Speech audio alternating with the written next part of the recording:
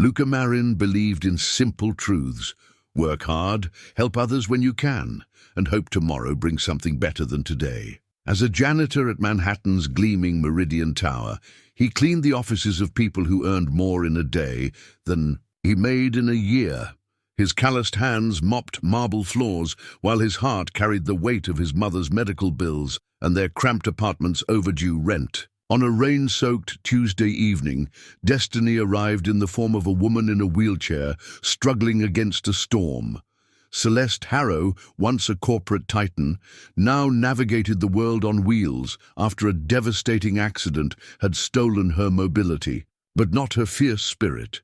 Her electric wheelchair had malfunctioned in the downpour, leaving her stranded and vulnerable outside the building's entrance. Luca didn't think about insurance policies or job security. He simply ran through the rain, helped her inside, and stayed with her until help arrived. But what would this single act of kindness cost him? And could it possibly change both their lives forever? Before we jump back in, tell us where you're tuning in from. And if this story touches you, make sure you're subscribed, because tomorrow I've saved something extra special for you. The alarm clock's shrill cry pierced through the thin walls of the one-bedroom apartment at precisely 4:30 in the morning, same as it had every day for the past 8 years.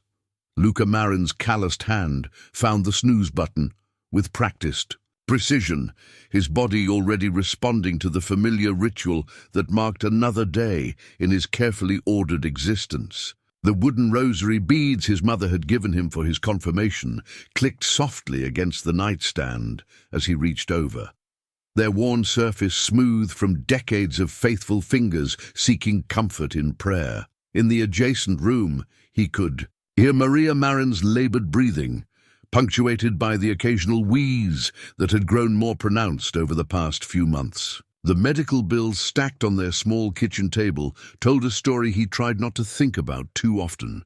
Specialist consultations, prescription medications, diagnostic tests that revealed nothing but possibilities, each one more expensive than their monthly rent. Luca pulled on his uniform in the darkness, the navy blue polo shirt and matching work pants that marked him as maintenance staff at one of Manhattan's most exclusive commercial buildings. The fabric had softened with countless washings, and a small tear near the left pocket had been mended so many times it looked like a deliberate design element. His reflection in the bathroom mirror showed a man of 32 who looked older, with premature lines around his dark eyes and silver threading through his black hair, burdens that aged a person from the inside out. "Mijo, you're up early again." Maria's voice drifted from her bedroom, thick with sleep and the congestion that never seemed to fully clear. "Just the regular schedule, Mama," he replied softly, not wanting to wake her fully, but knowing she rarely slept deeply anymore. "Go back to sleep. I'll see you tonight."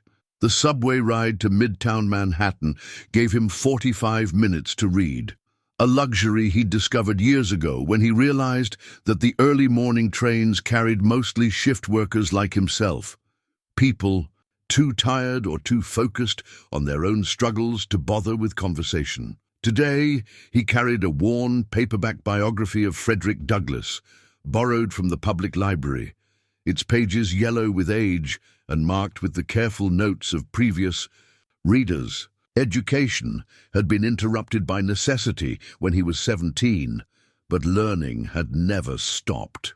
Meridian Tower rose 53 stories into the Manhattan sky, a gleaming monument to architectural ambition and corporate success. At street level, it was all polished granite and floor-to-ceiling windows that reflected the early morning light like mirrors. Luca entered through the service entrance on West 47th Street, badging in with the security card that granted him access to a world he cleaned but never truly inhabited. The building's residents arrived each morning in town cars and yellow taxis, their Italian leather shoes clicking against marble floors that Luca had buffed to perfection just hours before. They spoke in the shorthand of finance and technology, their conversations peppered with numbers that represented more money than he'd seen in several lifetimes.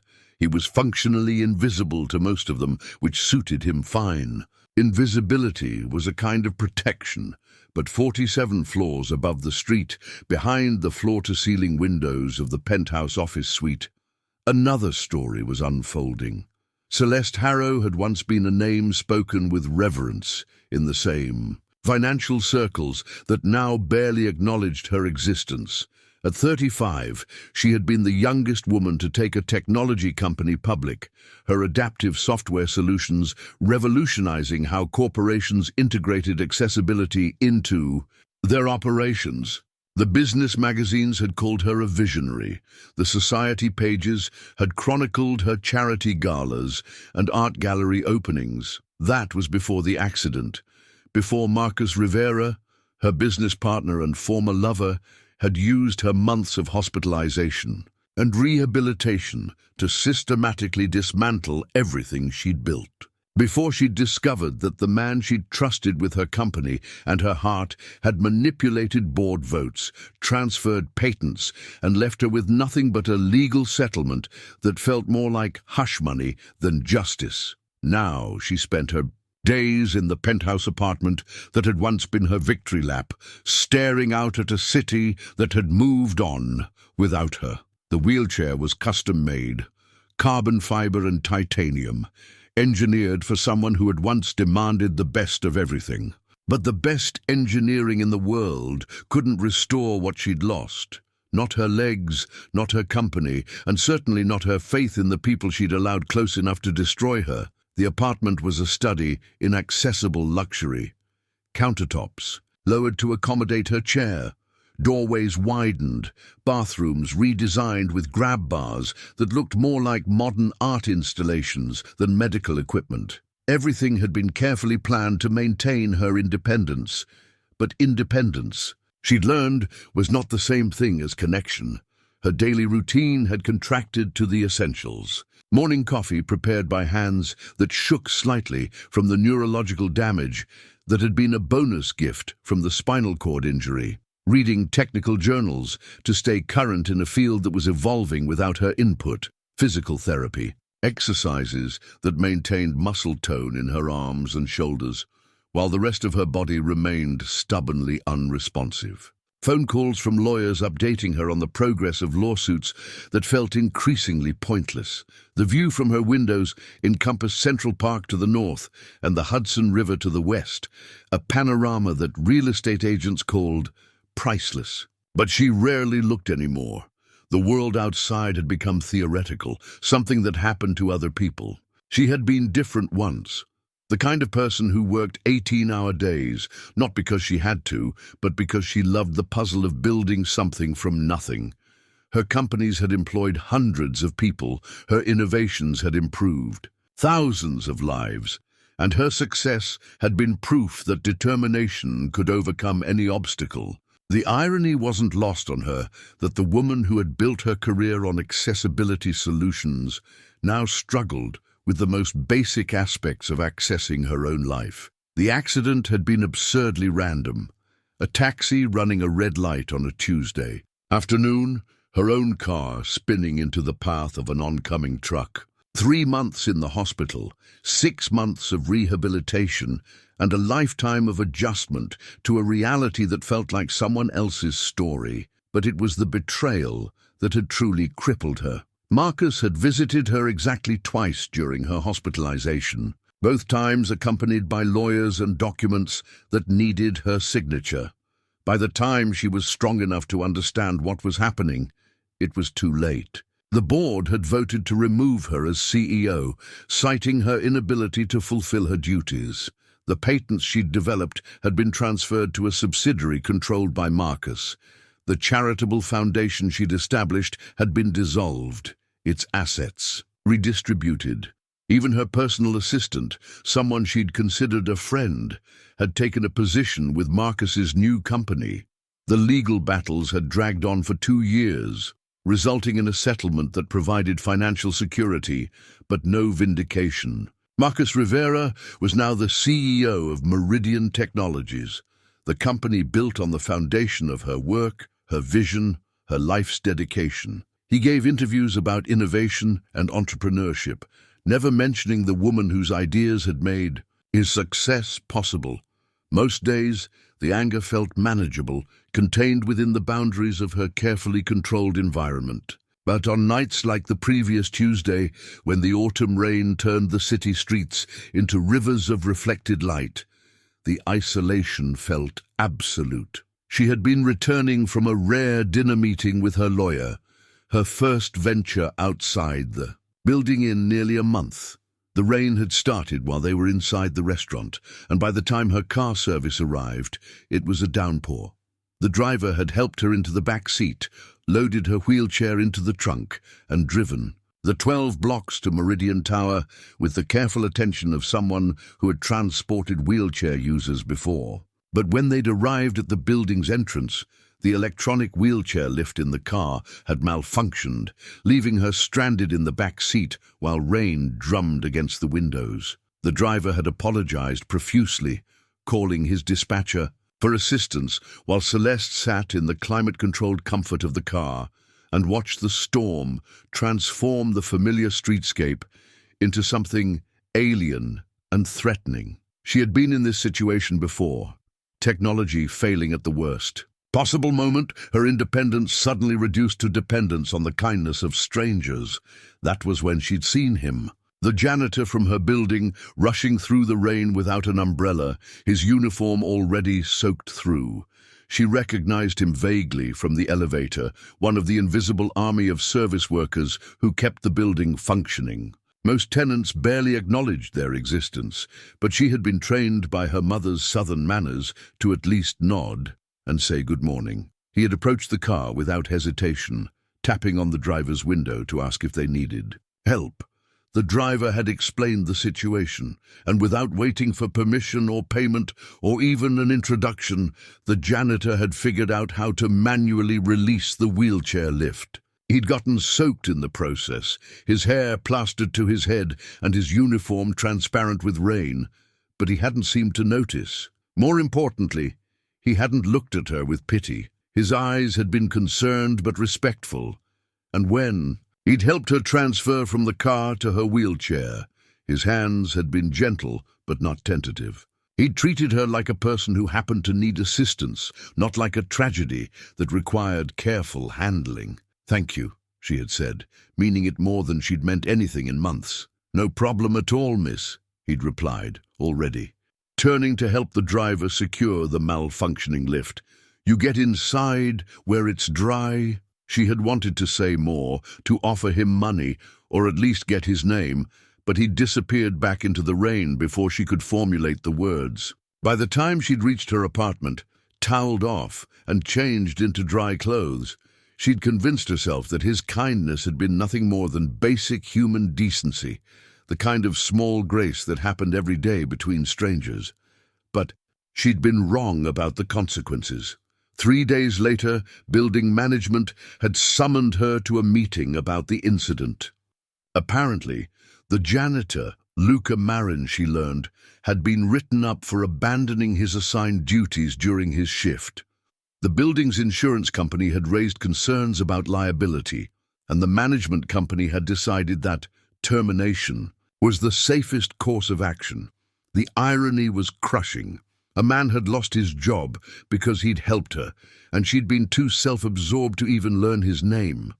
For the first time in 2 years, her isolation felt less like protection and more like selfishness. The envelope arrived on a Tuesday morning, exactly 1 week after Luca had lost his job. Maria was having one of her better days, sitting at their small kitchen table with a cup of tea and yesterday's newspaper spread before her, when the doorbell rang with an unfamiliar authority that suggested official business rather than friendly visits. Luca opened the door to find a man in a crisp black suit standing in the narrow hallway of their apartment building, looking as out of place as a Rolls-Royce. In a junkyard, the man was perhaps 60, with silver hair and the kind of posture that spoke of military service or long years in corporate security. In his hands, he held a cream-colored envelope that looked expensive even from a distance. "Mr. Luca Marin." The man's voice carried the trace of an accent, Irish perhaps, or Scottish.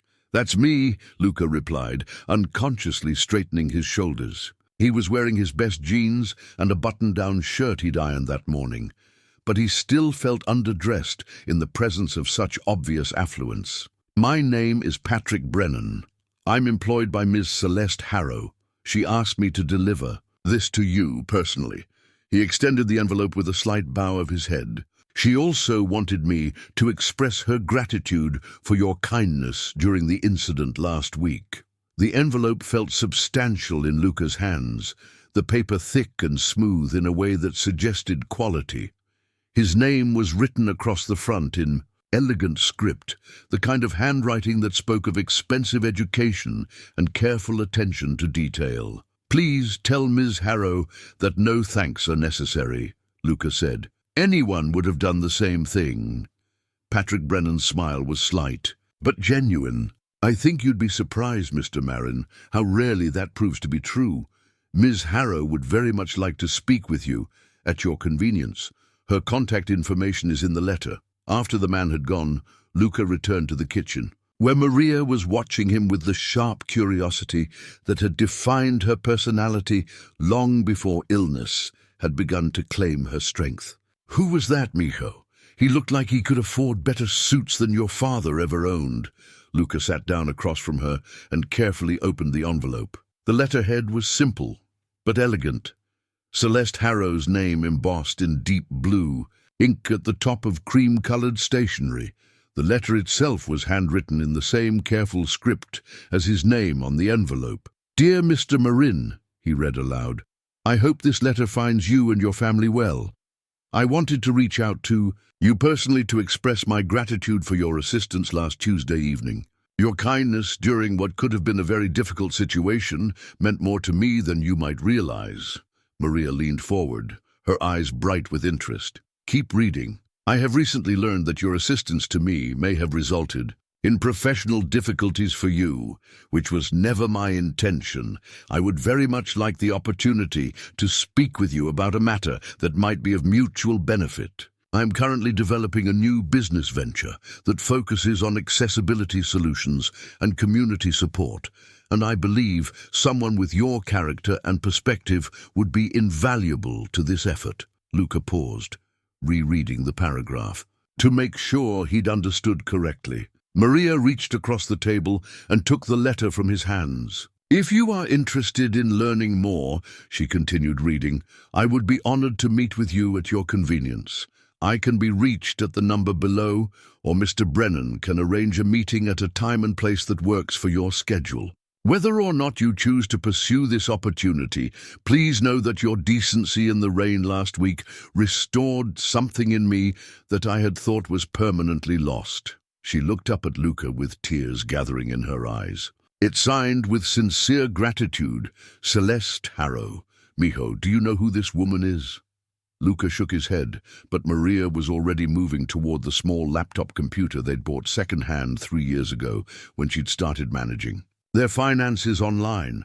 Her fingers moved across the keyboard with surprising speed for someone whose joints often ached with arthritis. "Celeste Harrow," she murmured, typing the name into the search engine. "I thought that name sounded familiar." The search results filled the screen with images and articles spanning nearly a decade. Photos of a vibrant woman in her early 30s, accepting awards at technology conferences, shaking hands with politicians and celebrities, cutting ribbons at charity events.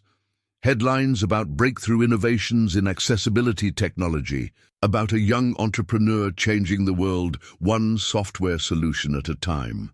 She was in all the magazines, mijo. Look at this. Celeste Harrow, the woman who made technology work for everyone. This article is from 5 years ago. She was worth $40 million. Luca studied the photos, trying to reconcile the confident, smiling woman on the screen with the person he'd helped into the building during the rainstorm. The face was the same, but everything else seemed different. The vitality, the confidence, the sense of someone who believed the world was full of possibilities. "What happened to her?" he asked. Maria clicked through several more articles, her expression growing somber as the dates became more recent. "Car accident 3 years ago. Says here she was paralyzed from the waist down. And look at this. Her business partner took over her company while she was in the hospital. There were lawsuits. She closed the laptop and looked at her son with the expression she'd worn when he was 7 years old and had brought home a stray cat, asking if they could keep it. Luca, this woman is reaching out to you because you treated her like a human being when she needed help. That's not something you can put a price on. Mama, I can't work for someone like that. What do I know about accessibility technology or business ventures? I'm a janitor. You were a janitor, Maria corrected him gently. Now you're unemployed, which means you're free to become something else. She reached across the table and covered his hands with hers. When I was your age, I cleaned houses for rich families on the Upper East Side. I told myself it was just temporary, just until your father could find something better. But temporary has a way of becoming permanent if you don't grab opportunities. When they present themselves, what if I embarrass myself? What if she realizes she made a mistake? Then you'll be exactly where you are now, except you'll know you tried. Maria's voice carried the gentle firmness that had guided him through childhood and adolescence. But what if she didn't make a mistake? What if she saw something in you that you haven't seen in yourself? Luca spent the rest of the day thinking about the letter, carrying it in his shirt pocket like a talisman while he walked through their neighborhood looking for help-wanted signs. The job market for middle-aged men without college degrees was not promising. 3 restaurants weren't hiring. A grocery store was only looking for part-time evening shifts that wouldn't cover their expenses, and a construction company wanted someone with experience he didn't have. By evening, he'd made his decision. He called the number on the letterhead, expecting to reach an answering service or an assistant. Instead, Celeste Harrow answered on the second ring. "Ms. Harrow, this is Luca Marin. I received your letter today. Mr. Marin, thank you so much for calling. I wasn't sure if you would." Her voice was warm but carried an undertone of nervousness. That surprised him. "I hope I'm not presuming too much by reaching out to you." "Not at all. I have to admit, I'm curious about what you mentioned in your letter. About a business venture. I'd rather explain in person if you're willing to meet. Would you be comfortable coming to my apartment? I know it might seem unusual, but I find I can speak more freely in familiar surroundings." They arranged to meet the following afternoon.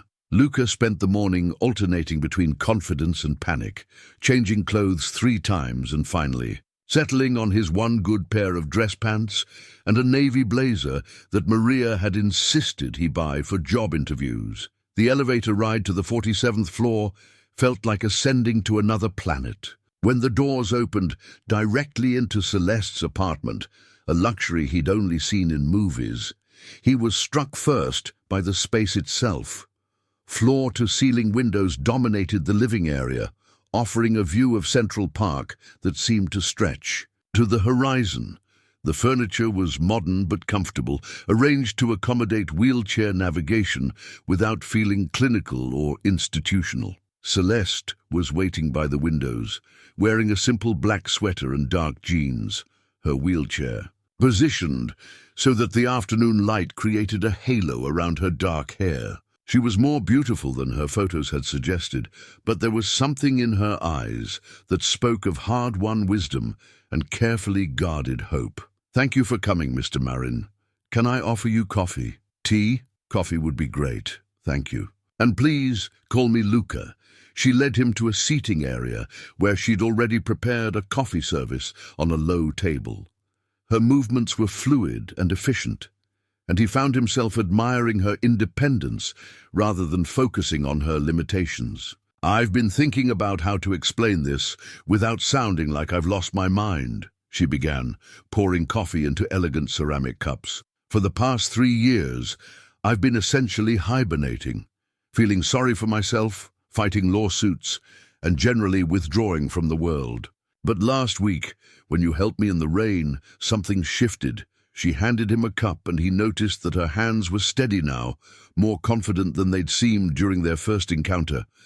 "I've been working on a new technology platform, something that connects disabled individuals with employment opportunities and provides companies with the tools they need to create truly inclusive workplaces. It's not just software.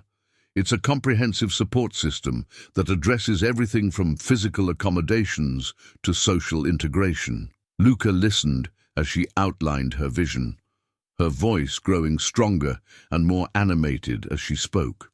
The platform would include job matching services, workplace accessibility consultations, mentorship programs, and ongoing support for both employees and employers. It was ambitious and comprehensive, the kind of project that could genuinely change lives. The technical development is nearly complete, she continued. I have the funding secured, and I've identified several corporations that are interested in pilot programs. What I don't have is someone who understands the real-world challenges that working people face every day. I'm not sure I follow. Luca, you've spent 8 years working in a building full of successful people, but you've remained invisible to most of them. You've seen how they treat service workers, how they interact with people they consider beneath their notice. You understand dignity in a way that most people in my usual circles never will. She leaned forward slightly, her eyes intense but not intimidating. I need someone who can help me make sure this platform serves real people, not just the idea of disabled people that exists in boardrooms and grant applications. Someone who can look at my plans and tell me when I'm being naive or impractical. You're offering me a job? I'm offering you a partnership. Not in the legal sense. I learned my lesson about business partners, but someone who would work with me to develop and implement this platform, someone whose voice would be equal to mine in how we shape this company. The offer was so far beyond what he'd expected that he found himself speechless. In the silence, Celeste continued, her voice gentler now. I know this must seem overwhelming. I know you don't have a business background or experience in technology. But what you do have is integrity, compassion, and a perspective that I desperately need. The question is whether you're willing to take a chance on something that might fail spectacularly or might actually make a difference in the world. Luca set down his coffee cup and looked out at the view that would soon become familiar to him, though he didn't know it yet. In the distance, he could see people moving through Central Park like ants, each carrying their own burdens and dreams and possibilities. Ms. Harrow, Celeste, I need to ask you something, and I hope you won't take offense. Of course. Why me? You must know dozens of people with more qualifications, more experience, more everything than I have. Her smile was sad but genuine. Because in 8 years of living in this building, in 3 years of being disabled, in 2 years of fighting legal battles, you're the first person who looked at me and saw someone worth helping without calculating. What you might gain from it, that's not a skill you can learn in business school. When Luca returned home that evening, Maria was waiting in the kitchen with a pot of her famous black bean soup simmering on the stove. She took one look at his face and smiled. So, she said, ladling soup into bowls. When do you start? Luca's first official day working for Celeste began at 8 o'clock on a crisp October morning, 3 weeks after their initial meeting. The intervening time had been spent on paperwork, background checks, tax forms, and a formal employment contract that made his new salary feel surreal. He would be earning more in a month than he'd previously made in 6. A fact that still made him dizzy when he allowed himself to think about it too directly. The elevator ride to the 47th floor felt different now that he belonged there, though he still caught himself standing straighter when other residents entered. Celeste had given him a key and the security codes, small symbols of trust that carried more weight than she probably realized. When the elevator doors opened into her apartment, he found her already at work in what she called her office, a corner of the living room dominated by 3 large monitors and a desk that could be raised or lowered, depending on whether she preferred to work from her wheelchair or transfer to a conventional chair. "Good morning, Luca," she said without turning around, her fingers flying across a specialized keyboard. "Coffee's fresh, and there are pastries from that bakery on Columbus Avenue. I thought we'd start with the prototype demonstration." The prototype sat on a separate table, looking deceptively simple. a tablet computer connected to various sensors and input devices. But as Celeste began explaining its capabilities, Luca realized he was looking at something revolutionary. The device could be controlled through voice commands, eye tracking, or traditional touch input, adapting seamlessly to the user's abilities and preferences. More importantly, it integrated with workplace systems to provide real-time accommodation recommendations and communication tools. "Watch this," Celeste said, activating the demo mode. The screen filled with a simulation of a typical office environment. Let's say the user is someone with limited mobility who's starting a new job. The system has already assessed the physical workspace and identified potential barriers. The screen highlighted areas where doorways might be too narrow, where desk heights were problematic, or where emergency exits weren't accessible. But rather than simply cataloging problems, the device offered specific solutions, vendors who could provide adaptive equipment, modifications that could be made quickly and affordably, alternative routes and procedures that would ensure full participation.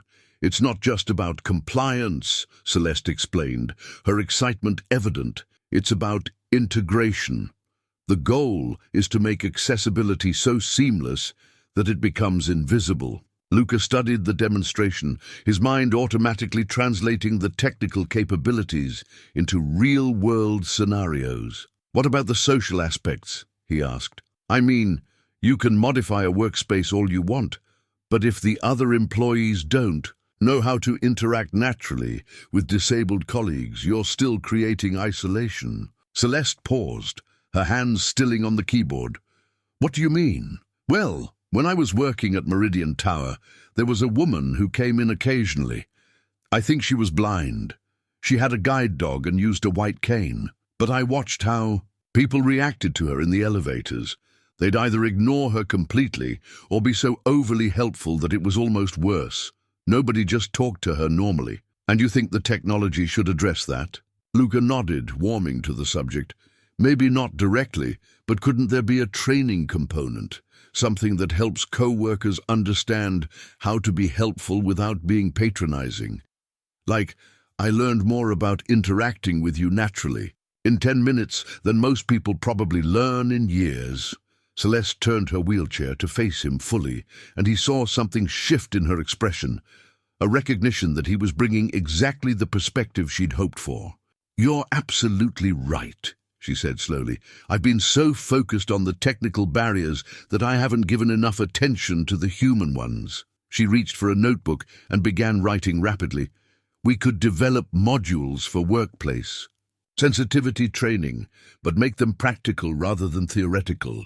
Real scenarios, real solutions." They spent the next 2 hours refining the concept, with Luca offering insights from his years of observing workplace dynamics from the margins. He found himself surprised by how naturally the collaboration felt, how his practical experience complemented her technical expertise. When she got excited about an idea, her whole demeanor changed. She became animated and focused, the sadness that seemed to hover around her edges temporarily forgotten. Around 10:30, her phone rang. Celeste glanced at the caller ID and her expression immediately darkened. "I need to take this," she said, rolling away from the desk toward the windows. "Hello, Marcus." Even from across the room, Luca could hear the man's voice through the phone. Smooth, confident, with an undertone of false concern. He tried not to listen, focusing instead on the prototype documentation, but Celeste's side of the conversation was impossible to ignore. "No, Marcus, I haven't changed my mind about the non-compete clause, because it's been 3 years, and the restrictions were meant to be temporary. I understand your concerns, but you don't own the entire field of accessibility technology." There was a longer pause, during which Marcus's voice became more animated, though Luca couldn't make out the words. "That's not what this is about, and you know it," Celeste said, her voice cooling to professional ice. "My new venture is completely separate from anything we developed together. No, I will not provide you with technical specifications, because you're not entitled to them, Marcus. We've been through this with the lawyers. When she finally ended the call, Celeste sat staring out the window for several minutes. Luca waited, unsure whether to ask about what he'd heard or pretend he hadn't. "Been listening? That was Marcus Rivera," she said finally, not turning around. "My former business partner. The one who took over your company? Among other things." She wheeled back to the desk, but her earlier enthusiasm had evaporated. "He's concerned about competition, which I suppose I should take as a compliment. It means he thinks we might actually succeed." "What kind of concerns?" Celeste pulled up a legal document on one of her monitors. "When we settled the lawsuit over my original company, I agreed to certain restrictions on developing competing technologies. Marcus is arguing that my new platform violates those agreements." Luca studied the dense legal language on the screen, understanding perhaps half of it. "Does it? That's the million-dollar question. The restrictions were supposed to prevent me from directly competing with Meridian Technologies using the specific innovations we developed together. But this platform is built on entirely new technology, addressing different market needs." She scrolled through several pages of text. Of course, entirely new and different market needs are subject to interpretation. What happens if he decides to challenge it legally?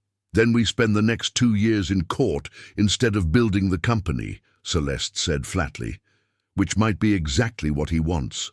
Marcus always preferred destroying his competition to outperforming it." The mention of Marcus's name had introduced a tension into the room that hadn't been there before. Luca found himself curious about the man who had betrayed Celeste's trust so thoroughly, but he sensed that pushing for details would be unwise. Instead, he focused on the practical implications. "Is there anything we can do to minimize the legal risk?" "Document everything.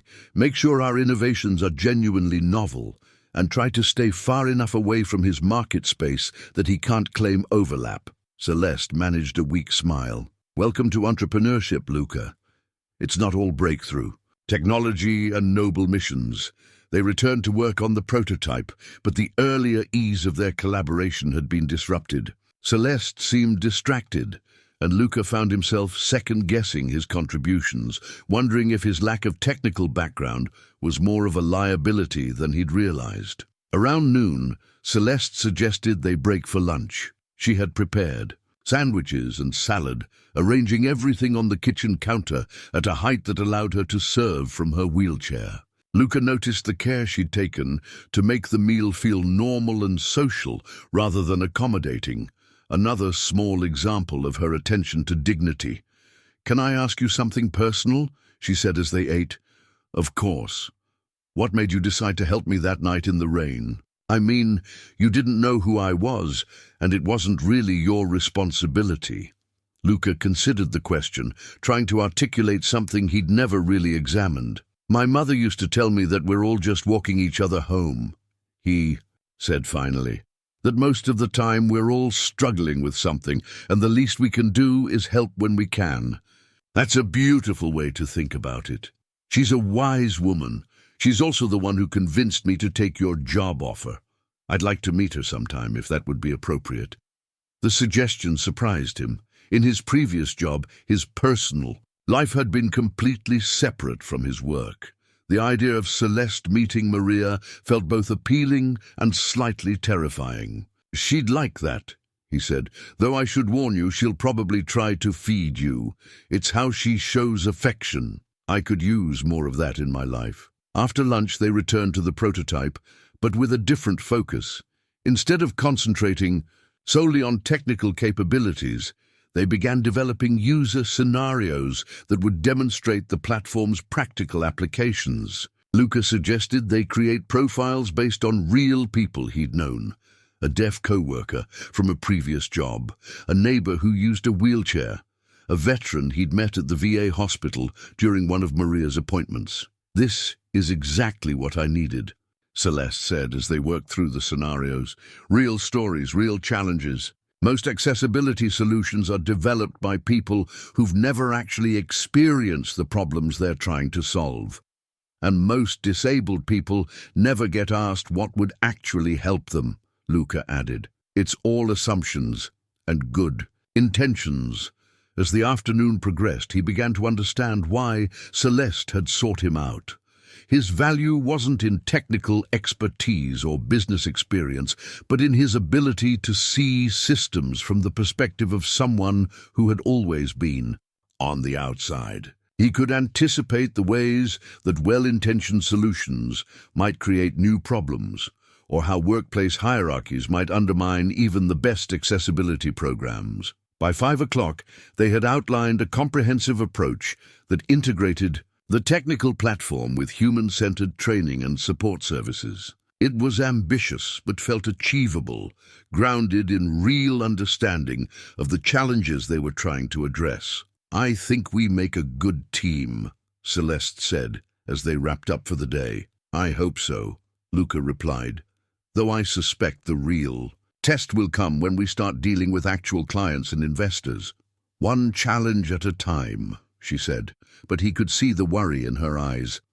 Marcus Rivera's phone call had reminded them both that success would depend on more than good intentions and innovative technology. In the business world, even the most noble missions were vulnerable to the ambitions and resentments of those who preferred to tear down rather than build up. As Luca rode the elevator down to street level, he reflected on how much his life had changed in just 3 weeks. He had work that felt meaningful, colleagues who valued his contributions, and for the first time in years, a sense that he was building something rather than simply maintaining it. But he also understood that they were venturing into territory where his lack of experience might become a serious liability. The evening commute felt different now. Instead of the exhausted resignation that had marked his return from the building maintenance job, he found himself energized by the day's work. He was eager to tell Maria about the prototype, about Celeste's vision, and about the unexpected discovery that he had insights worth contributing to something important. But as he walked the familiar streets of his neighborhood, he couldn't shake the memory of Marcus Rivera's voice on the phone, smooth and threatening in equal measure. Success, he was beginning to understand, would require more than good ideas and hard work. It would require navigating a world where trust was a luxury, and betrayal was often just good business. 3 weeks into his new position, Luca arrived at Celeste's apartment to find her sitting at the kitchen table, surrounded by what appeared to be a paper snowstorm. Medical bills, insurance statements, and pharmacy receipts covered every available surface, creating a chaotic landscape of numbers and due dates that he recognized all too well. "I'm sorry about the mess," Celeste said, without looking up from a particularly thick stack of documents. "I've been trying to organize some financial records for my accountant, and I seem to have created more chaos than clarity." Luca sat down, his coffee and jacket, studying the familiar format of the medical paperwork that dominated the table. Hospital letterheads, specialist consultation fees, prescription costs, the whole expensive machinery of chronic illness that he knew by heart. From managing his mother's care, "These aren't your medical bills," he said quietly. Celeste's hands stilled on the papers. "I may have been doing some research." "Research?" She finally looked up at him, and he saw something in her expression that was part embarrassment, part defiance. "After you mentioned your mother's medical expenses, I wanted to understand the scope of what you've been dealing with. I hope you don't think I was overstepping, but I asked Patrick to look into what kinds of treatments she's been receiving." Luca felt a complex mix of emotions: gratitude, embarrassment, and a deep discomfort with being the object of someone else's charity, even someone he was growing to respect. "Celeste, you don't need to. Please, let me finish." She wheeled closer to where he was standing, her voice gentle but determined. "Your mother has been seeing Dr. Sarah Chen at Mount Sinai for the past 2 years. Dr. Chen specializes in autoimmune disorders, and according to her records, your mother's condition could significantly improve with a newer treatment protocol that's currently not covered by Medicaid." The stack of bills suddenly made sense. These weren't random medical documents. They were estimates and cost breakdowns for treatments that Maria needed but couldn't afford. The total cost would be approximately $35,000 over 6 months. Celeste continued. I'd like to cover those expenses. Luca sat down heavily in the chair across from her, overwhelmed by the gesture and equally overwhelmed by his own resistance to accepting it. I can't let you do that. Why not? Because, he struggled to articulate, feelings that went deeper than simple pride, because it changes everything. Because I don't want you to think I took this job hoping you'd solve my problems. Because accepting that kind of help from you makes me your charity case instead of your colleague. Celeste nodded slowly, as if she'd expected this response.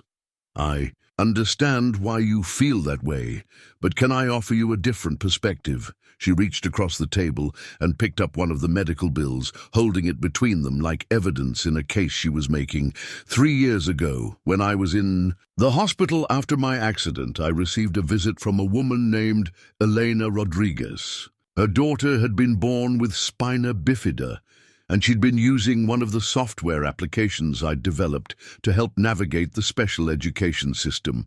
Elena told me that my work had made it possible for her daughter to attend mainstream classes for the first time.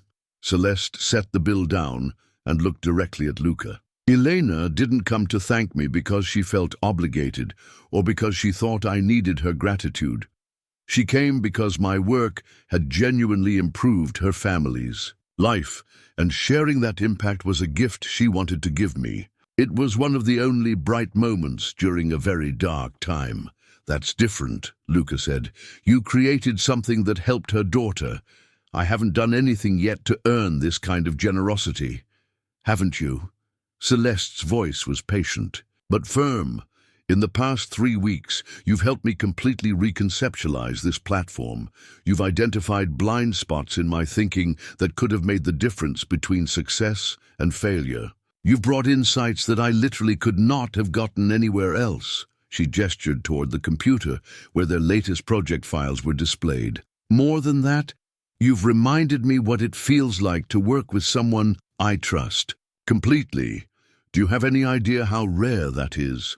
Luca understood what she was saying, but the weight of $35,000 in medical expenses felt like a debt he could never repay, regardless of his contributions to her business. What if the platform fails, he asked.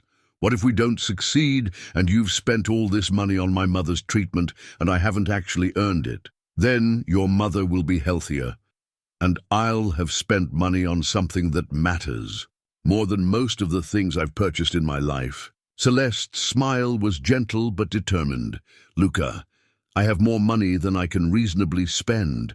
Not because I'm careless with it, but because I've been lucky enough to be successful, using some of that success to help someone who's made my life. Better isn't charity, it's investment in the things that actually matter. The conversation was interrupted by the sound of Celeste's phone ringing. She glanced at the caller ID and sighed. Dr. Chen's office, she said to Luca.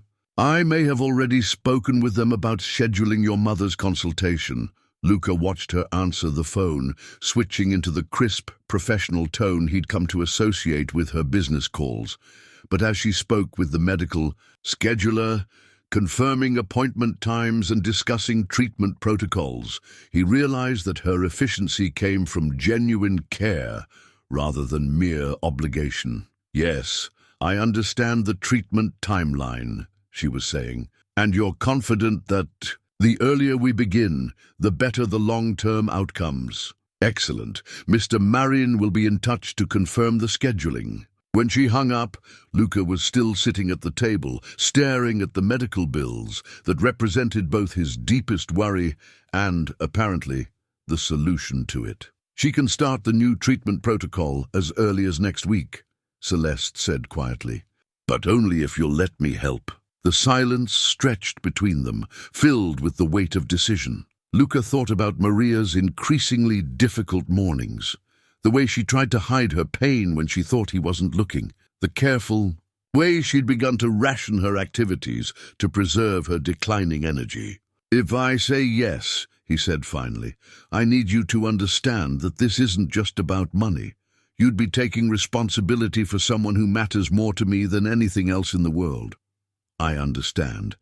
And I need to know that you're doing this because you want to, not because you feel sorry for me or guilty about having more resources than I do." Celeste wheeled around the table until she was sitting directly beside him.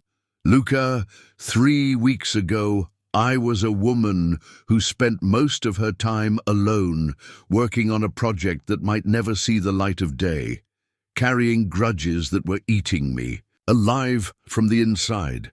Today I'm building something meaningful with someone I trust, and I feel more like myself than I have in 3 years. She reached out and covered his hands with hers. "Helping your mother isn't about charity or guilt. It's about investing in the people who make my life better.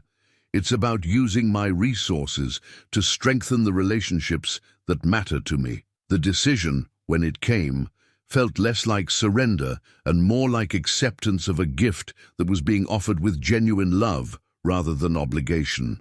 "Okay," he said quietly. "Thank you. Thank you for letting me help." They spent the rest of the morning making arrangements, scheduling Maria's appointment with Dr. Chen, coordinating with the insurance company to understand what portions of the treatment might eventually be covered, and establishing a payment plan that would begin the therapy as quickly as possible. As they worked through the logistics, Luca found himself marveling at Celeste's attention to detail and her insistence on handling everything in a way that preserved Maria's dignity. She insisted on being introduced as Luca's colleague rather than his employer, arranged for the payments to be processed through a medical finance company rather than directly from her personal account, and made sure that all the medical decisions remained entirely between Maria and Dr. Chen. "There's one more thing," Celeste said as they finished the arrangements. "I'd really like to meet your mother before she starts the treatment, not as the person paying for her care, but as someone who's come to care about both of you." "She'd like that," Luca said, surprised by how much he meant it. "Though I should warn you again, she's going to want to cook for you. I'm counting on it. I haven't had a home-cooked meal in someone else's kitchen in longer than I care to admit." That evening, Luca sat at his mother's bedside while she rested. After a particularly difficult day, the new treatment protocol was scheduled to begin the following week. But Dr. Chen had already prescribed some preliminary medications that should help with Maria's immediate symptoms. "Mijo," Maria said without opening her eyes, "this woman you're working for, Celeste, she's the one paying for my treatment." "Yes, Mama. And you're comfortable with this arrangement?" Luca considered the question, thinking about the morning's conversation and the careful way Celeste had insisted on handling everything with respect rather than charity. "I think so," he said.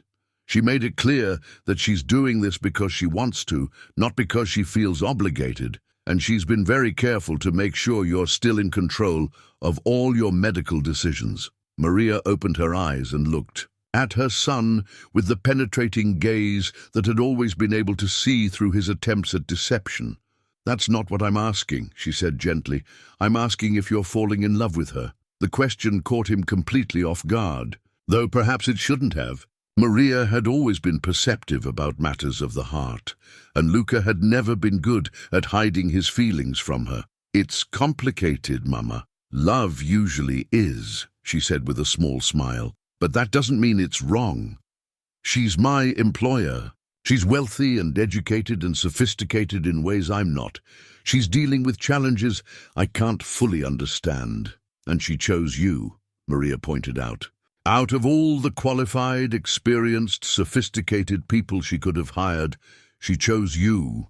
That suggests she sees something in you that you might not see in yourself." Luca squeezed his mother's hand, grateful for her wisdom and slightly embarrassed by her accuracy. "What do I do?" "You be yourself," Maria said simply. "You be the kind man who helped a stranger in the rain, and you let whatever happens happen naturally. But, mijo, don't let fear of being unworthy prevent you from accepting something good when it's offered to you." As he walked home through the familiar streets of his neighborhood, Luca reflected on how much his life had changed in such a short time. He had meaningful work, financial security for the first time in years, and the growing realization that his feelings for Celeste were evolving beyond professional respect and friendship. But he also understood that accepting her help with Maria's medical expenses had fundamentally changed their relationship. They were no longer just colleagues working together on a business venture.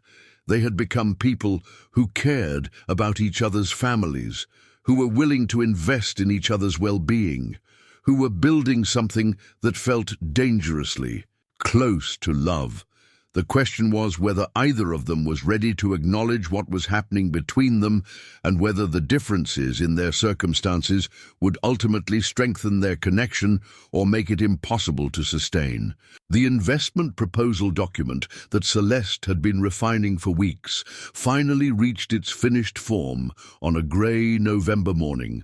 47 pages of carefully researched market analysis, technical specifications, and financial projections that represented months of collaborative work. Luca found himself staring at the cover page, which listed both their names as co-developers of the accessibility platform they'd decided to call Bridge. "It feels real now," he said, running his fingers over the embossed logo they'd designed. Together, a simple geometric bridge that could be interpreted as either connecting two spaces or providing support from below. "Real and terrifying," Celeste replied, printing multiple copies on the heavy paper stock that investors apparently expected. "In 2 days, we'll be sitting across from people who have the power to fund this dream or dismiss it entirely." The presentation was scheduled for Thursday afternoon at the offices of Meridian Capital, a venture firm that specialized in technology startups with social impact missions. Celeste had spent the previous week coaching Luca on presentation dynamics, helping him understand how to communicate his insights in the language that investors preferred. Concrete metrics rather than abstract ideals, scalable solutions rather than individual stories. "Remember," she said as they rehearsed their final talking points, "when they ask about market penetration, they want numbers. When they ask about competitive advantages, they want specific differentiators. When they ask about scalability, they want to understand how we grow from helping hundreds of people to helping millions." Luca nodded, though part of him still struggled with translating human needs into business metrics. The platform they'd developed was designed to help people like Maria navigate workplace challenges with dignity and independence. Reducing that mission to quarterly revenue projections and market share analysis felt like losing something essential in translation. "What if they don't get it?" he asked. "What if they see disability accommodation as a niche market that's not worth their investment?" "Then we find different investors," Celeste said firmly, "but I think you might be surprised by how receptive they are. The disability market represents over 1 billion people worldwide, with a combined spending power of $13 trillion annually. Smart investors understand that accessibility isn't just morally right, it's economically essential." Their morning work session was interrupted by the delivery of a registered letter addressed to Celeste. The return address showed the law offices of Patterson, Miller and Associates, the firm that had represented Marcus Rivera during their previous legal battles. Celeste's face went pale as she opened the envelope and scanned the contents. "Cease and desist order," she said quietly, handing the letter to Luca. The legal language was dense and intimidating, but the core message was clear. Marcus Rivera was claiming that Bridge violated the intellectual property agreements from Celeste's previous company, and he was demanding that all development cease immediately pending a formal legal review. "Can he do this?" Luca asked. "He can try," Celeste said, her voice tight with controlled anger. "The question is whether a court will agree with his interpretation of our previous agreements." Luca read through the specific claims in the letter, noting how Marcus's lawyers had constructed their argument. They weren't claiming that Bridge was identical to Meridian Technologies' products, but rather that it incorporated foundational concepts and methodologies that were covered by Celeste's. non-compete restrictions. "This is all about timing," Celeste said, beginning to pace, or rather wheel back and forth across the living room. "He's not trying to prove that we've actually violated any agreements. He's trying to tie us up in legal proceedings long enough to delay our market entry and give his company time to develop competing solutions. So, what do? We call our lawyer, we prepare our defense, and we decide whether to proceed with Thursday's presentation or postpone until this is resolved." The call to their attorney, Janet Morrison, provided both reassurance and concern.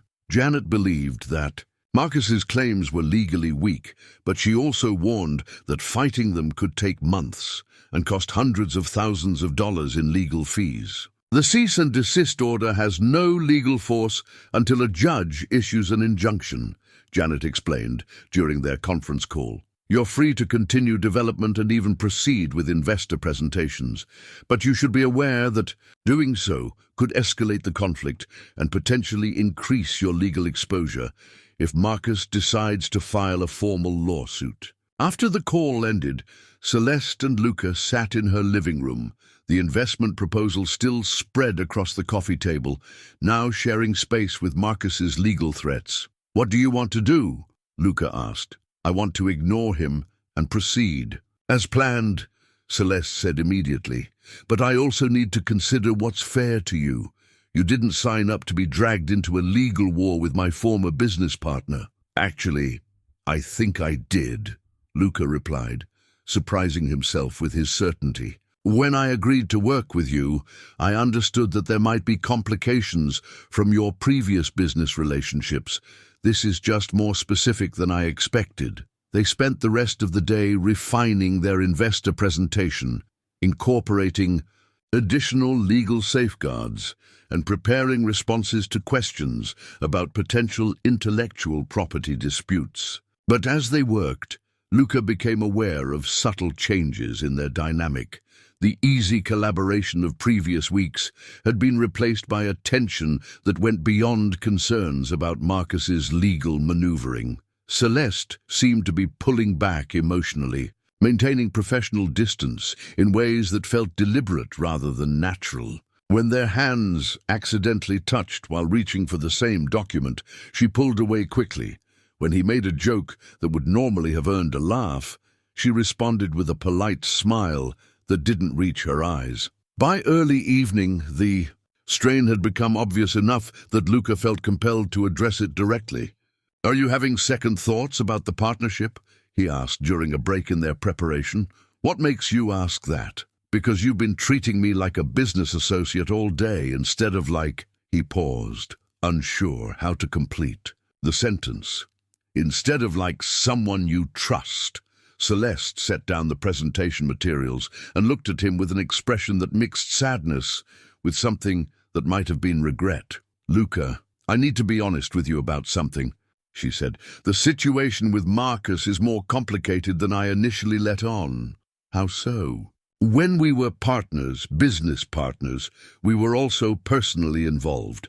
For almost 2 years, I thought I was building a life with someone who shared my values and my vision for the future." Luca felt something cold settle in his stomach, though he wasn't sure why this revelation should affect him so strongly. "The betrayal wasn't just professional," Celeste continued. "Marcus didn't just steal my company. He used my feelings for him to manipulate me into signing agreements that I never would have accepted from a purely business partner. He convinced me to trust him with power of attorney while I was in the hospital, and he used that trust to systematically dismantle everything I'd built." "I'm sorry," Luca said quietly. "That must have been devastating." "It was. But what scares me now is that I'm starting to care about you in ways that feel similar to how I felt about Marcus, and I'm terrified that I'm making the same mistakes again." The admission hung in the air between them, honest and vulnerable in a way that made Luca's chest tighten with empathy and something deeper.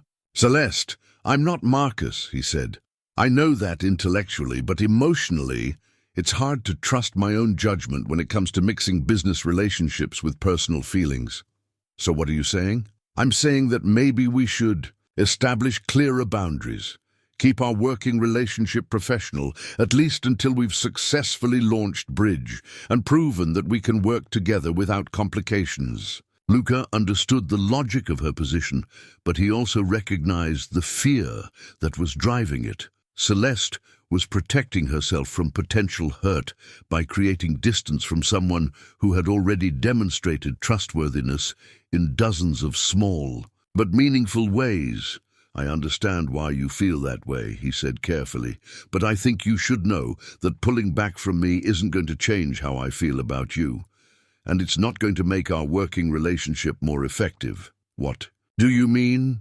"I mean that the reason Bridge is as good as it is comes partly from the fact that we trust each other completely. We've been willing to be vulnerable with each other, to share ideas that might sound stupid, to challenge each other's assumptions, because we know the criticism comes from a place of care rather than competition." He gestured toward the investment proposal. "If we start maintaining artificial professional distance, we lose that openness.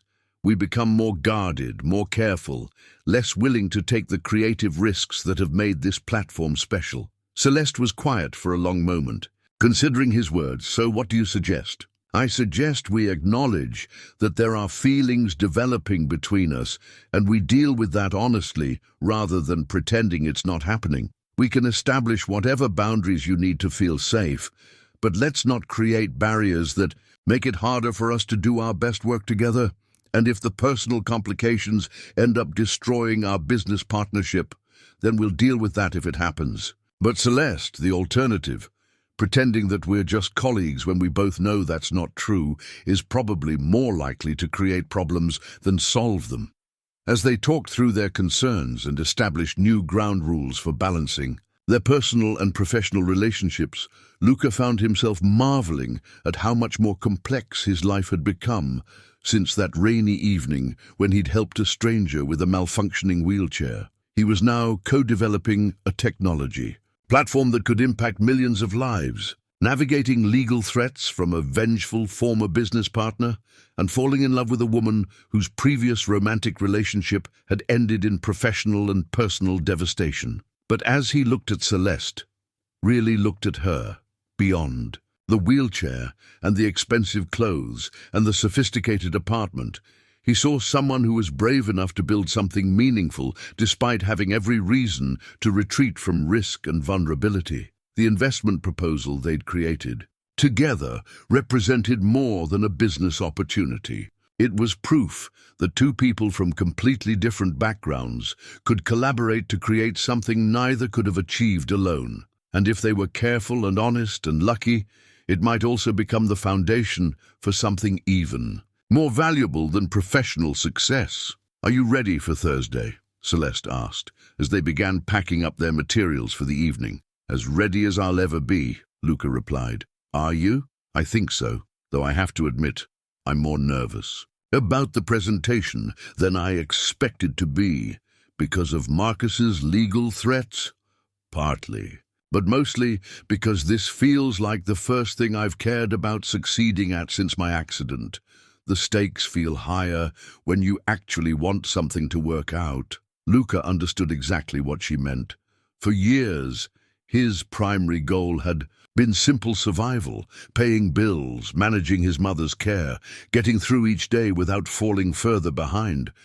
But Bridge represented the possibility of building something that mattered, of using his life to create positive change, rather than just enduring circumstances. "Whatever happens on Thursday," he said, "we've already succeeded at something important." "What's that?" "We've proven that good people can work together to create something meaningful, regardless of what investors think or what Marcus tries to do or how the legal complications resolve themselves. We've built something valuable together." Celeste smiled, the first genuinely warm smile he'd seen from her all day. "Thank you for reminding me of that," she said.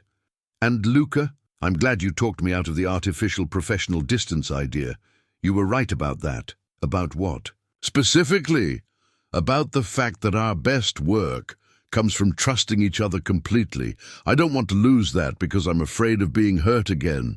As Luca rode the elevator down to street level that evening, he reflected on how much both of them had revealed about their fears and hopes during the day's conversations. Tomorrow, they would continue preparing for the most important presentation of their partnership, while also beginning to navigate the legal challenges that Marcus's interference was certain to create. But tonight, for the first time since he'd started working with Celeste, he felt confident that they were building something strong enough to weather whatever complications arose. Not because the external challenges had become easier, but because they had chosen honesty and trust over the false safety of emotional distance. The surveillance photographs arrived on Wednesday morning, delivered in a manila envelope that had been slipped under Celeste's apartment door sometime during the night. There was no return address, no covering letter, just a dozen black and white images that told a story neither Luca nor Celeste had realized was being written. The photos showed them leaving her building together, walking through Central Park during their lunch break the previous week, sitting close together at a coffee shop near Mount Sinai while waiting for Maria's appointment. In each image, their body language suggested intimacy, hands nearly touching across a table, Luca's protective gesture as he helped Celeste navigate a curb cut, the way they looked at each other during conversation. "Someone's been watching us," Celeste said, her voice carefully controlled as she spread the photographs across her kitchen table. "And they want us to know it." Luca studied the images with growing unease. The photographer had been skilled and patient, capturing moments that looked casual but were clearly the result of careful surveillance. More disturbing was the way the photos had been selected and arranged. They told the story of a romantic relationship developing between an employer and employee, with particular emphasis on scenes that could be interpreted as inappropriate workplace dynamics. "This is Marcus's work," Celeste said flatly. "It has his fingerprints all over it. The psychological manipulation, the implied threat, the suggestion of impropriety. What's he trying to accomplish? Leverage. If he can't stop us with intellectual property claims, he'll try to damage our credibility with investors by suggesting that our business partnership is compromised by personal involvement." Luca felt a cold anger building in his chest. "So he's trying to turn our feelings for each other into a weapon against us." "That's exactly what he's doing. And the frustrating thing is, it might work. Investors are notoriously conservative about funding startups where the founders are romantically involved. Too much potential for personal drama to interfere with business decisions." The timing of the photograph's delivery was clearly intentional. Less than 24 hours before their crucial investor presentation, Marcus was attempting to undermine their confidence and force them to spend their preparation time dealing with personal crisis rather than focusing on their business pitch. Celeste's phone rang, and she glanced at the caller ID with visible dread. "Janet Morrison," she said to Luca before answering. "Our lawyer." The conversation was brief but concerning. Someone had contacted Meridian Capital's offices that morning, sharing concerns about potential conflicts of interest in the bridge presentation. While no specific allegations had been made, the investors were now aware that questions existed about the founders' relationship dynamics. "They haven't cancelled the meeting," Celeste reported after ending the call. "But Janet says we should be prepared for more pointed questions about our working relationship and decision-making processes." Luca stood up from the table and walked to the windows, looking out at the city where Marcus Rivera was somewhere orchestrating this campaign of harassment and intimidation. The view that had once seemed inspiring now felt vulnerable, as if they were exposed to surveillance from every angle. "How long has this been going on?" he asked. "The watching, I mean. Based on these photos, at least 2 weeks, maybe longer." Celeste joined him at the windows, her wheelchair positioned so they were looking out together. "I should have anticipated this.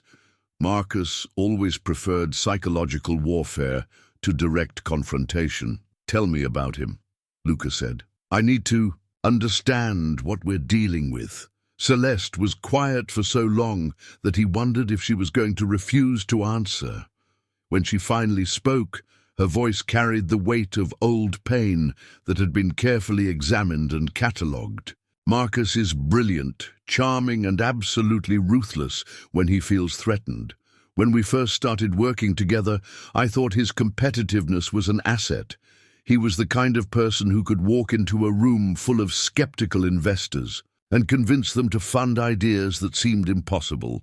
She paused, her fingers tracing patterns on the wheelchair's armrest. But I gradually realized that his charm was performative. He was skilled at reading people and telling them exactly what they wanted to hear. With me, he played the role of the supportive partner who believed in my vision. With investors, he was the practical businessman who could execute ambitious plans. With competitors, he was whatever he needed to be to gain advantage. When did you realize what he was doing? Too late, Celeste said simply. By the time I understood that he saw our relationship as a tool for gaining control of the company, he'd already positioned himself to take over if anything happened to me. The accident just gave him the opportunity he'd been preparing for. Luca turned away from the window to face her directly. Celeste, I need you to know something. Whatever Marcus is trying to accomplish with these photographs, whatever questions the investors ask tomorrow, I'm not going anywhere. You might change your mind when you understand the full scope of what you're signing up for. Marcus doesn't give up easily, and he's very good at making his enemies' lives complicated. Let me worry about that, Luca said. Right now I'm more concerned about how this is affecting you. I'm angry, Celeste admitted, and I'm scared that he's going to succeed in destroying something good before we even have a chance to see what it could become. The business, our partnership, the possibility that two people can actually trust each other completely. Her voice grew softer. Everything he took from me the first time. Luca knelt beside her wheelchair, bringing them to eye level. He's not going to take anything from you this time. We're not going to let him. How can you be so confident? Because this time, you're not alone. And because we're building something that's stronger than his ability to destroy it. They spent the rest of the day refining their investor presentation, incorporating responses to the personal questions they now expected to receive. Rather than avoiding the topic of their relationship, they decided to address it directly, acknowledging their personal feelings while demonstrating how those feelings enhanced, rather than compromised, their professional collaboration. We'll tell them the truth, Celeste said, as they practiced their responses, that we care about each other, that we trust each other completely, and that our personal connection makes us more effective business partners, not less. And if they don't believe us, then they're not the right investors for us anyway. That evening, Maria's health took an unexpected turn for the worse. Dr. Chen's new treatment protocol had been helping with her symptoms, but the stress of the past few weeks seemed to have triggered a flare-up that left her exhausted and struggling to breathe.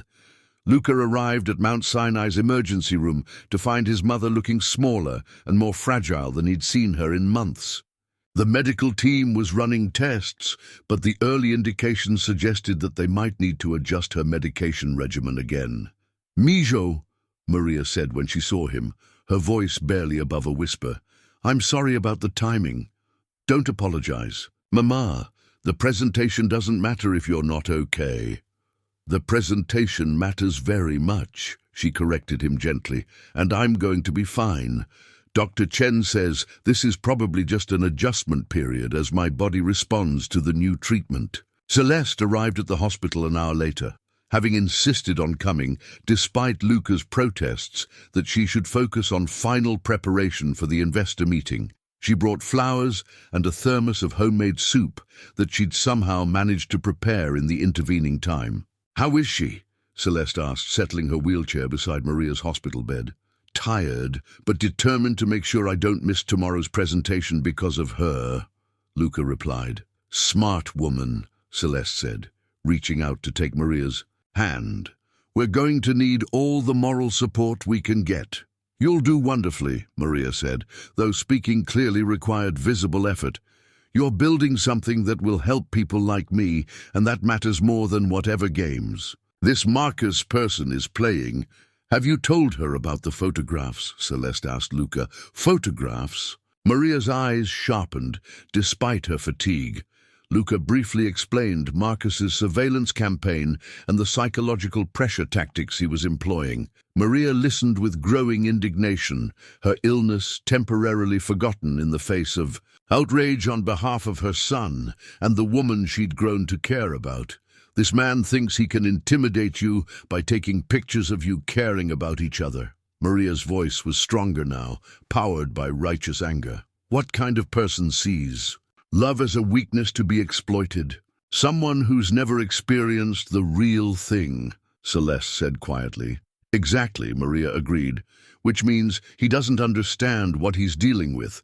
He thinks he can break you apart by creating external pressure, but he doesn't realize that real love makes people stronger together than they ever were alone. Dr. Chen arrived with test results that were cautiously optimistic. Maria's symptoms appeared to be a temporary adjustment reaction rather than a progression of her underlying condition. With some medication modifications and a few days of rest, she should be back to her baseline within a week. See, Maria said to Luca as they prepared to leave the hospital. Everything is going to work out. You go tomorrow and show those investors what you've built together. Don't let fear or this Marcus person's games make you forget how important your work is. As they rode the elevator down from Maria's floor, Luca found himself marveling at his mother's ability to maintain perspective even in the midst of her own health crisis. Her certainty about the value of their work and the strength of their partnership felt like a gift, a reminder that external pressures couldn't diminish the genuine value of what they'd created together. She's remarkable, Celeste said, as if reading his thoughts. She is, and she's right about something else too. What's that? Marcus doesn't understand what he's dealing with. He's trying to destroy our partnership by exposing our feelings for each other, but he doesn't realize that those feelings are exactly what makes our collaboration unbreakable. Celeste smiled for the first time all day. So we're really going to do this?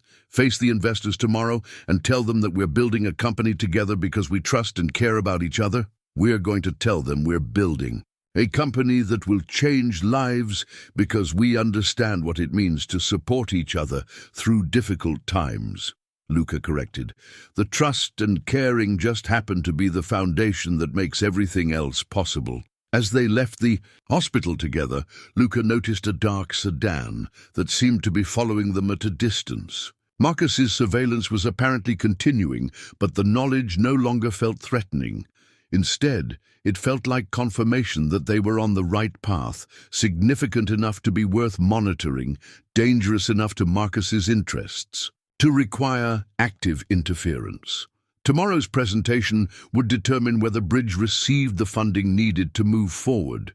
But tonight, Luca felt confident that regardless of the investor's decision, he and Celeste had built something valuable together. They had created a platform that could improve lives, a partnership based on mutual respect and trust, and a relationship that was growing stronger in the face of external challenges rather than being weakened by them. Marcus Rivera's psychological warfare tactics had failed to achieve their intended goal. Instead of creating doubt and division, the surveillance and intimidation had clarified exactly what mattered most: the work they were doing together and the care they felt for each other. Those foundations, Luca realized, were strong enough to support whatever they chose to build next. The DNA test results arrived by certified mail on Thursday morning, exactly 2 hours before their scheduled investor presentation. Luca stared at the return address, Torino and Associates Estate Management, with no recognition of the name or understanding of why genetic testing results would be delivered to Celeste's apartment. "I think there's been a mistake," he said, holding the envelope toward Celeste. "This has my name on it, but I never ordered any DNA testing." Celeste looked up from her final presentation notes, taking in the official letterhead and the serious expression on Luca's face. "Maybe you should open it. Sometimes these things make more sense once you read the contents." The letter inside was brief and formal, but its implications were staggering. "Dear Mr. Marin, following the recent death of Vincent Torino and the subsequent review of his estate documents, our firm has been conducting research to locate potential heirs. Based on documentation found among Mr. Torino's personal effects, including birth certificates and adoption records from 1962, we have reason to believe you may be the biological grandson of the deceased. The enclosed DNA test results confirm this relationship with 99.7% certainty." Luca's hands began to shake as he continued reading. "Mr. Torino died intestate 8 months ago, leaving an estate valued at approximately $47 million. As his only surviving heir, you are entitled to inherit the majority of this estate, subject to standard probate procedures and tax obligations." $47 million, he said aloud, the words feeling foreign in his mouth. Celeste wheeled over to where he was standing, gently taking the letter from his trembling hands to read it herself. "Vincent Torino," she said slowly. "I knew that name sounded familiar. He owned Torino Industries, construction, real estate development, some manufacturing. He was something of a recluse in his later years, but he was definitely wealthy." "This doesn't make sense," Luca said, sinking into a chair. "My father died when I was 12. His name was Antonio Marin, and he was a carpenter from Queens. There was never any mention of adoption or wealthy relatives or anything like this." Celeste continued reading the letter, which included additional details about the estate investigation. "According to this, your father was adopted as an infant in 1962. His biological parents were Vincent Torino's son Michael and a woman named Elena Vasquez. Michael died in Vietnam in 1968, and Elena died in a car accident in 1974. Vincent apparently spent decades trying to locate his son's child, your father, but the adoption records were sealed, so my father never knew. It appears not. Vincent only found the connection after hiring genealogists to research his family tree. By the time he located your father's information, Antonio had already passed away. Vincent died before his investigators could locate you." Luca stood up abruptly and walked to the windows, trying to process information that recontextualized his entire life story. For 32 years, he'd believed himself to be the son of a working-class carpenter, someone whose greatest legacy was a strong work ethic and a commitment to helping others. Now he was apparently the heir to an industrial fortune that would make him wealthier than most of the people who had treated him as invisible during his years as a janitor. "Luca," Celeste said gently, "I know this is overwhelming, but we need to get to the investor presentation. We can process the implications of this later. How can I sit in a meeting and talk about disability accommodation platforms when I just learned that I'm worth $47 million? He asked, his voice rising with disbelief. "How can I present myself as someone who understands working-class struggles when I'm apparently a millionaire? Because nothing about who you are has changed," Celeste said firmly. "You're still the man who helped a stranger in the rain, who worked 8 years to support his sick mother, who brought invaluable perspective to our platform development. Money doesn't retroactively change your character or invalidate your experiences. But it changes everything else," Luca said. "It changes our partnership, our relationship, the entire dynamic of what we've been building together." "How?" "Because now I'm not the poor janitor you generously hired. I'm not the grateful employee whose mother you saved with your charity. I'm someone who could have afforded her medical care myself if I'd known about this inheritance." Celeste was quiet for a moment, and Luca could see her working through the same implications that were overwhelming him. "Are you saying you want to dissolve our partnership?" she asked finally. "I'm saying I don't know what any of this means anymore. 3 hours ago, we were two people from very different backgrounds who had found a way to work together despite those differences. Now it turns out the differences were mostly illusion. Were they? Celeste's voice was sharp now, cutting through his confusion.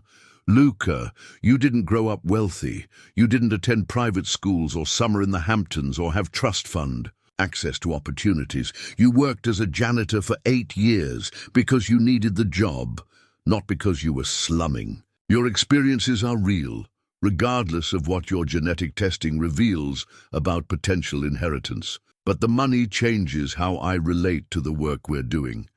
How can I advocate for workplace accessibility when I'll never have to worry about employment again, the same way I can advocate for it despite having been wealthy most of my adult life, Celeste replied. Because the work matters regardless of our personal financial situations. Because disabled people need these solutions, whether their advocates are rich or poor. Luca returned to the table where the DNA results and estate documents were scattered among their presentation materials.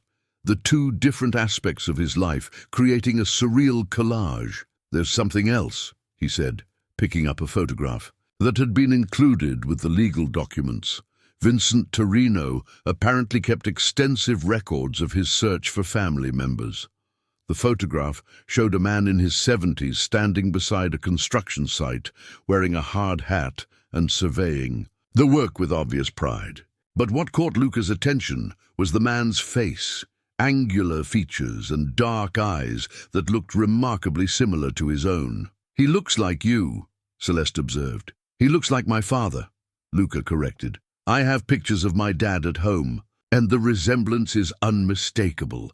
Which means this is all real. The phone rang, interrupting their conversation. Celeste answered to find their lawyer Janet Morrison calling with urgent news. I just received a very interesting phone call, Janet said, her voice carrying an undercurrent of excitement. Someone contacted our office this morning, claiming to have information about Marcus Rivera that might be relevant to our intellectual property dispute. What kind of information? Celeste asked, putting the call on speaker. The caller wouldn't give details over the phone, but he says he's a former employee of Meridian Technologies who witnessed document falsification and patent manipulation during the period when Marcus was taking control of your original company. He wants to meet in person and says he has evidence that could prove Marcus's fraud. Celeste and Luca exchanged glances, both recognizing the potential significance of this development. Did he say why he's coming forward now? Celeste asked. Apparently he recently learned about your new venture and Marcus's attempts to interfere with it. He says he couldn't stay silent about what he witnessed 3 years ago. Is he credible? Unknown at this point, but he provided enough specific details about internal Meridian Technologies operations to suggest he's genuinely familiar with the company. I think we should take the meeting. After ending the call with Janet, Luca and Celeste sat in the transformed landscape of their morning, surrounded by evidence that their understanding of both the past and the future had been fundamentally altered. We need to get to the investor presentation, Celeste said, beginning to gather their materials. How do we explain any of this to potential investors? Luca asked. Do we mention that I just inherited a fortune? Do we talk about the witness who might be able to prove Marcus's fraud? Do we pretend that nothing has changed? We focus on bridge, Celeste said firmly. We present the platform we've developed, explain how it will help people, and demonstrate that we're the right team to execute this vision. Everything else is background noise. Even the $47 million, especially the $47 million. Luca, that money doesn't change the fact that you brought essential insights to this platform development. It doesn't change the fact that we work well together, and it doesn't change the fact that disabled people need the solutions we've created. As they prepared to leave for the presentation, Luca found himself grappling with questions that went beyond the immediate practical implications of his inheritance. Who was he if not the struggling janitor who had risen above his circumstances through determination and kindness? How did this windfall change his relationship with Celeste, with his work, with his understanding of himself? There's one more thing, he said as they waited for the elevator. "If I'm worth $47 million, then your help with my mother's medical bills—" "Meant exactly what it meant when I offered it," Celeste interrupted.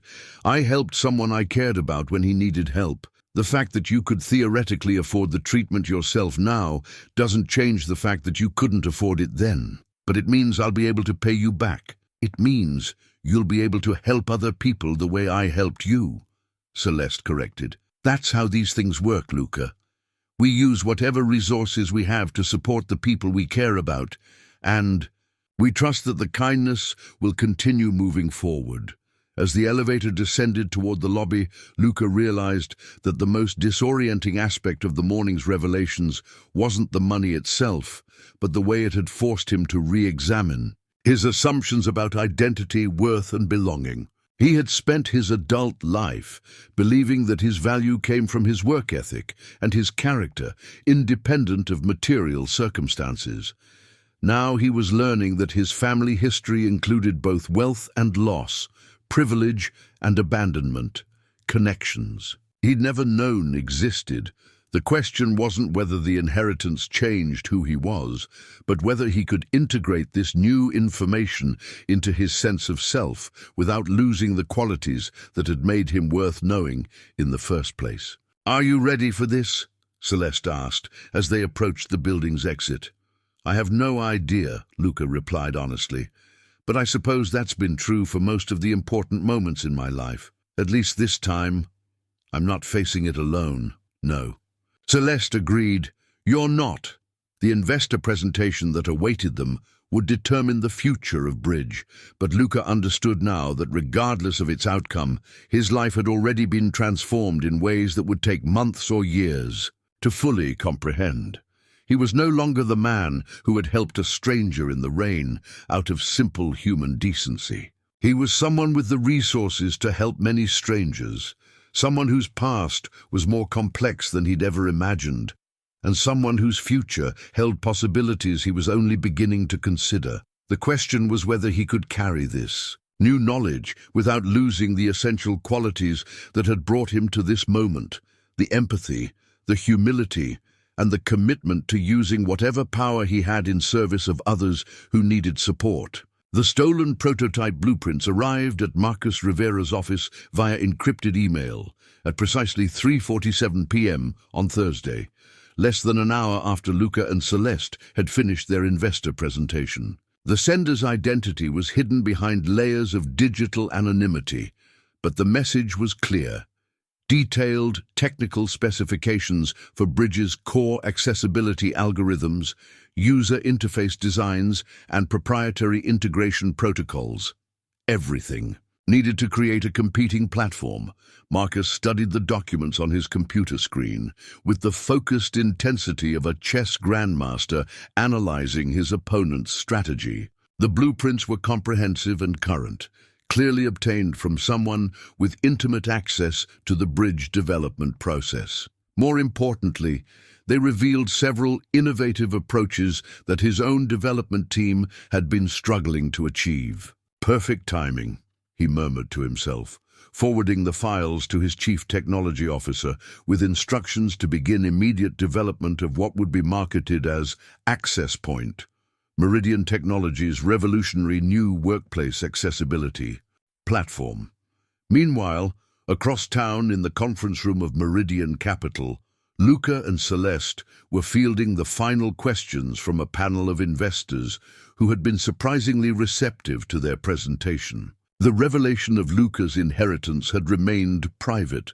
They had decided to focus entirely on Bridge's merits rather than complicate the discussion with personal financial circumstances. "The market analysis is compelling," said Sarah Chen, the lead investor, "and your technical demonstrations show genuine innovation, but I have concerns about your ability to scale rapidly enough to capture first-mover advantage in this space. What kind of timeline are you envisioning?" Celeste asked. "Ideally, we'd want to see pilot programs with at least 5 major corporations within 6 months, full platform deployment within 12 months, and clear path to profitability within 18 months. Luca leaned forward, his understanding of workplace dynamics informing his response. The challenge with rapid scaling in accessibility solutions is that each implementation requires significant customization. Companies have different physical spaces, different corporate cultures, different existing accommodation procedures. You can't just install software and expect transformation, which is exactly why our approach integrates human consultation with technology deployment, Celeste added. We're not just selling a platform, we're providing a comprehensive support system that ensures successful adoption. The investors continued their questioning for another 30 minutes, probing everything, from competitive threats to regulatory compliance requirements. Both Luca and Celeste felt the meeting had gone well, but they also understood that investment decisions involved factors beyond the quality of their presentation. "We'll have a decision for you within a week," Sarah Chen said as the meeting concluded. "But I want you to know that this is one of the most promising accessibility-focused ventures we've evaluated." As they left the Meridian Capital offices, Luca felt a mixture of relief and anticipation. The presentation had gone better than expected, and the investors had seemed genuinely enthusiastic about Bridge's potential.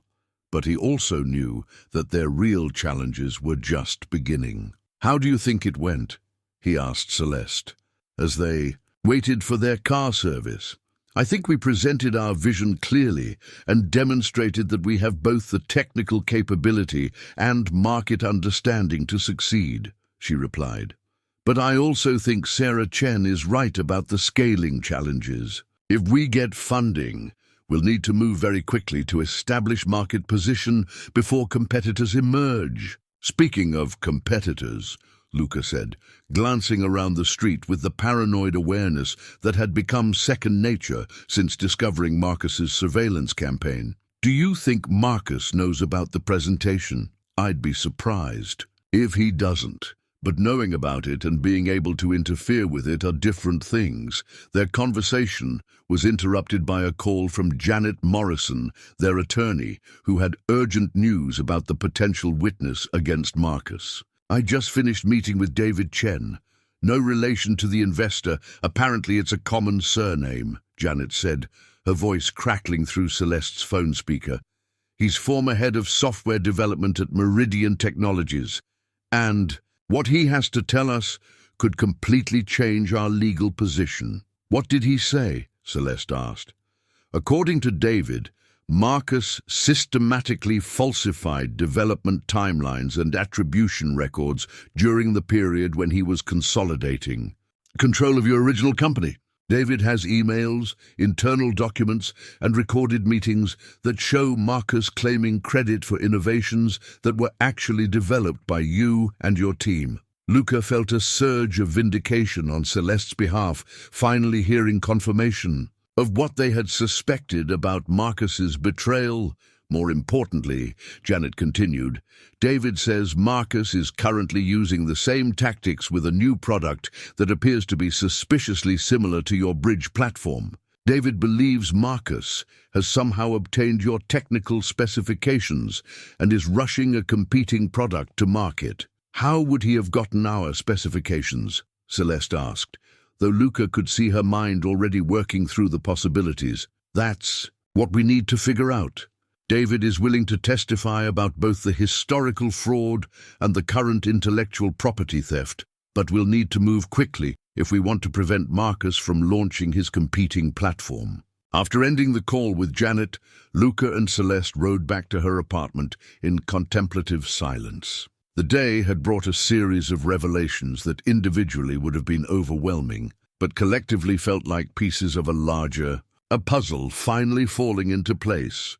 "Do you realize what this means?" Celeste said as they entered her apartment. "That Marcus is exactly as unethical as you suspected. That, and also that we finally have the evidence to stop him." Celeste moved to her computer and began pulling up files related to their bridge development. "If David Chen can prove that Marcus has stolen our specifications, we can get an injunction, preventing him from launching a competing platform. But how did he get the specifications in the first place?" Luca asked, a cold suspicion beginning to form in his mind. Celeste paused in her file review, her expression shifting as she considered the same uncomfortable possibility. There are only 3 people who have had complete access to our technical documents, she said slowly. You, me, and Janet Morrison, Celeste finished, our attorney. The implication hung between them like a toxic cloud. If Janet had provided Marcus with their technical specifications, then their entire legal strategy had been compromised from the beginning. Marcus hadn't just been anticipating their moves, he'd been informed of them by someone they trusted. Completely. We need to verify this carefully, Luca said. We can't accuse our own lawyer of betrayal without being absolutely certain. How do we do that without alerting her to our suspicions? Luca considered the problem, drawing on his years of observing people who thought they were unobserved. We set a trap. We give Janet false information about our plans and see if Marcus responds to it. What kind of false information?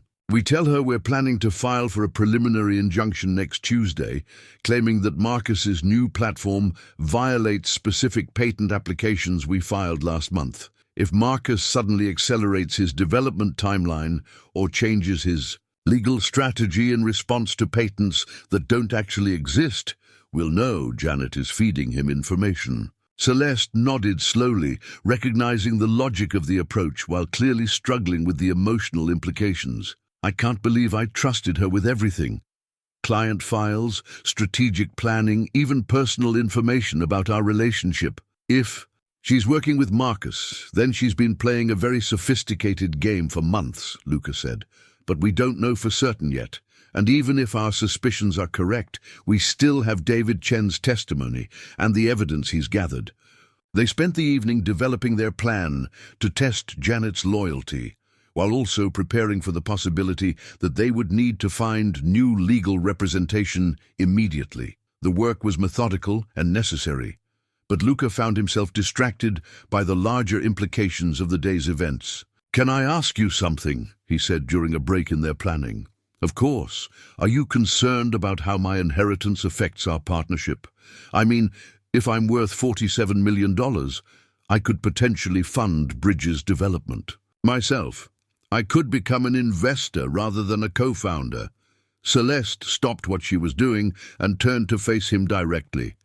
"Is that what you want?" "I don't know what I want," Luca admitted. "This morning I was a janitor turned accessibility consultant who was grateful for the opportunity to work on something meaningful. Tonight, I'm apparently a millionaire who could buy his way into any venture he chooses. But which one feels more like who you really are?" Luca considered the question, thinking about the months they'd spent developing Bridge together, the satisfaction he'd found in contributing insights that came from his lived experience, the sense of purpose that had emerged from working on something that could genuinely help people. "The consultant," he said finally.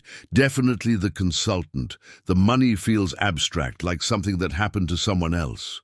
But the work we've been doing together feels like something I was meant to be part of." "Then the money is just a tool," Celeste said simply. "It's additional resources that we can use to make Bridge more successful, but it doesn't change the fundamental nature of our collaboration. What if the investors reject our funding proposal? What if we decide to use my inheritance to finance the platform development ourselves? Then we have more control over our timeline and decision-making. But we also lose the expertise and connections that institutional investors provide." Celeste smiled. "Either way, we're building something important together. The funding source doesn't change that."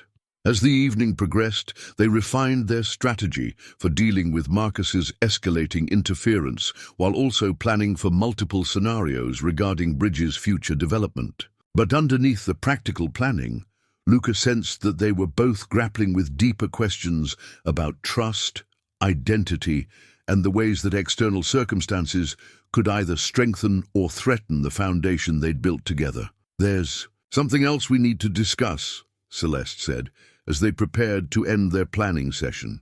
"What's that?" If Janet Morrison has been working with Marcus, then she knows about our personal relationship. She knows that we've moved beyond strictly professional collaboration. Luca understood the implication immediately, and Marcus will use that information. However, he thinks it will be most damaging. Exactly, which means we need to decide how we want to handle the personal aspects of our partnership going forward. We can maintain professional distance to minimize his ammunition, or we can be completely open about our feelings and refuse to let him weaponize them. What do you want to do? Celeste was quiet for a moment, and Luca could see her weighing considerations that went beyond immediate tactical advantages. I want to be honest, she said finally. I want to acknowledge that we care about each other, that our personal connection enhances our professional collaboration, and that we're not going to let Marcus's manipulation tactics dictate how we live our lives, even if it gives him ammunition to use against us. Especially if it gives him ammunition to use against us, because the alternative, pretending that we don't trust each other completely, that we don't work better together than either of us, works alone, is exactly what he's hoping to achieve. Luca moved closer to where she was sitting, recognizing that they were approaching a moment of decision that would define not just their business strategy, but the nature of their relationship. Going forward, are you saying what I think you're saying? I'm saying that I love you, Celeste said quietly, and I'm tired of treating that like a liability instead of an asset. The declaration hung between them, honest and vulnerable, and completely at odds with the calculated strategic planning that had dominated their evening. But it also felt like the most important decision they'd made since deciding to work together in the first place. I love you too, Luca replied. And you're right. That's something to build on, not something to hide from.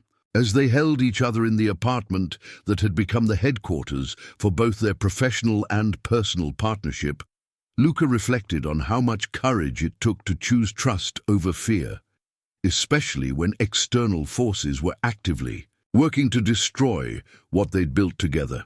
Tomorrow they would implement their plan to test Janet Morrison's loyalty. They would prepare for legal battles with Marcus Rivera. They would await the investors' decision about Bridges funding.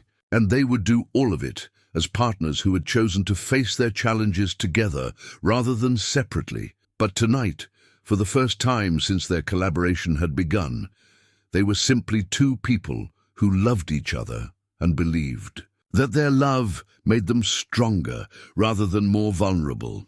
The stolen blueprints that Marcus Rivera was studying in his office across town represented a serious threat to Bridges' competitive position, but they also represented a fundamental misunderstanding of what made Luca and Celeste's platform successful. Marcus could steal their technical specifications, but he couldn't steal the insights that came from genuine understanding of the challenges disabled people faced in the workplace.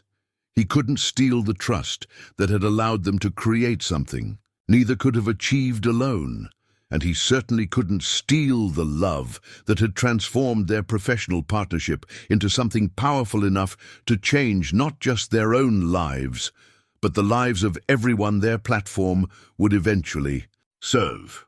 The investor presentation remote control sat innocuously on the conference table at Meridian Technologies, a small black device that would either vindicate years of planning or expose the most elaborate corporate fraud in recent memory. Luca held it carefully, understanding that the next 30 minutes would determine not just the future of Bridge, but the resolution of betrayals that stretched back 3 years. The conference room was packed beyond its intended capacity. Marcus Rivera sat at the head of the table, flanked by his development team and legal advisors. Potential investors filled the remaining seats, including several representatives from major corporations interested in accessibility solutions.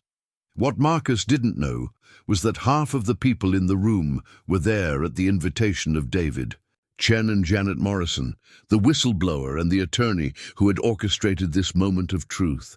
"Ladies and gentlemen," Marcus began, his voice carrying the confident authority that had served him well throughout his career, "today I'm proud to present Access Point, Meridian Technology's revolutionary platform for workplace accessibility.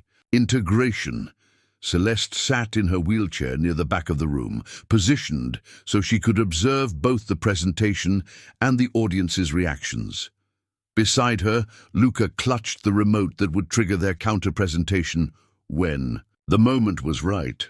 They had spent 3 sleepless days preparing for this confrontation, coordinating with David Chen and a hastily assembled legal team to ensure they had irrefutable evidence of Marcus's theft. The irony was not lost on either of them that they were using Marcus's own presentation venue to expose his fraud. Janet Morrison had arranged for them to attend as industry observers, while secretly ensuring that the right people were in the audience to witness what was about to unfold. Access Point represents 18 months of intensive development.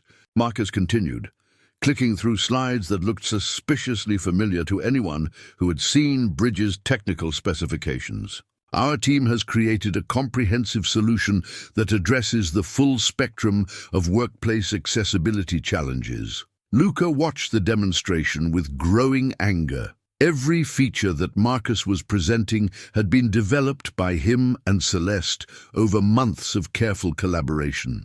The user interface, the adaptive algorithms, even the specific terminology, all of it had been stolen from their work and repackaged under Meridian Technology's branding. Our market research indicates significant demand for integrated accessibility solutions, Marcus said, displaying charts and statistics that had been lifted directly from Bridges' investor proposal. We project capturing 30% market share within the first 2 years of deployment. One of the potential investors raised her hand. Mr. Rivera, this platform seems remarkably similar to another accessibility solution I've seen recently. Can you explain how Access Point differs from existing platforms in development? Marcus's smile never wavered, but Luca noticed a brief hesitation before he responded. Access Point is based on proprietary innovations developed exclusively by our team. While there may be superficial similarities to other platforms, our technical approach is fundamentally different. Could you elaborate on those technical differences? The investor pressed. I'd be happy to, Marcus said, advancing to a slide, showing algorithmic flowcharts that were identical to Bridges' core processing system. As you can see, our approach to data integration utilizes a unique methodology that actually interrupted a voice from the back of the room. I think there might be some confusion about the origin of that methodology. All heads turned toward David Chen, who was standing near the presentation screen with a laptop computer and a stack of printed documents. David, Marcus said, his voice cooling noticeably, I wasn't aware you were attending today's presentation. I'm here because I believe these investors deserve to know the truth about Access Point's development, David replied calmly. Specifically, they should know that the platform you're presenting was not developed by Meridian Technologies. The room erupted in murmurs as David connected his laptop to the presentation system. With a few keystrokes, he replaced Marcus's slides with a side-by-side comparison showing identical technical specifications labeled with different company names. The platform you've been calling Access Point is actually called Bridge, David announced. It was developed by Celeste Harrow and Luca Marin over the past 6 months. These documents show the original development timeline, including date-stamped source code and design iterations. Marcus stood up abruptly, his composure finally cracking. This is absurd. David, you're obviously working with my competitors to undermine Meridian Technology's legitimate business development. I'm working with people who believe in intellectual honesty, David replied, clicking through additional slides that showed email communications between Marcus and his development team. These messages detail your instructions to reverse engineer specifications that you obtained through corporate espionage. Luca felt the moment had arrived. He stood up slowly, holding the presentation remote that would advance David's slides to the most damaging evidence. Mr. Rivera, he said, his voice steady despite the adrenaline coursing through his system. "Would you like to explain how you obtained the technical specifications for a platform that was never made public?" Marcus's eyes narrowed as he focused on Luca for the first time since the meeting had begun. "I have no idea what you're talking about." "Then perhaps you can explain this," Luca said, clicking the remote to advance to a slide showing email communications between Marcus and an encrypted account. "These are messages discussing the acquisition of competitive intelligence regarding Bridges development. The timestamps correspond exactly to when our technical documents were accessed by unauthorized users." Celeste wheeled forward to join Luca at the front of the room, her presence adding weight to their accusations. "Marcus," she said quietly, 3 years ago you betrayed my trust and stole my company. I thought that was the extent of your dishonesty.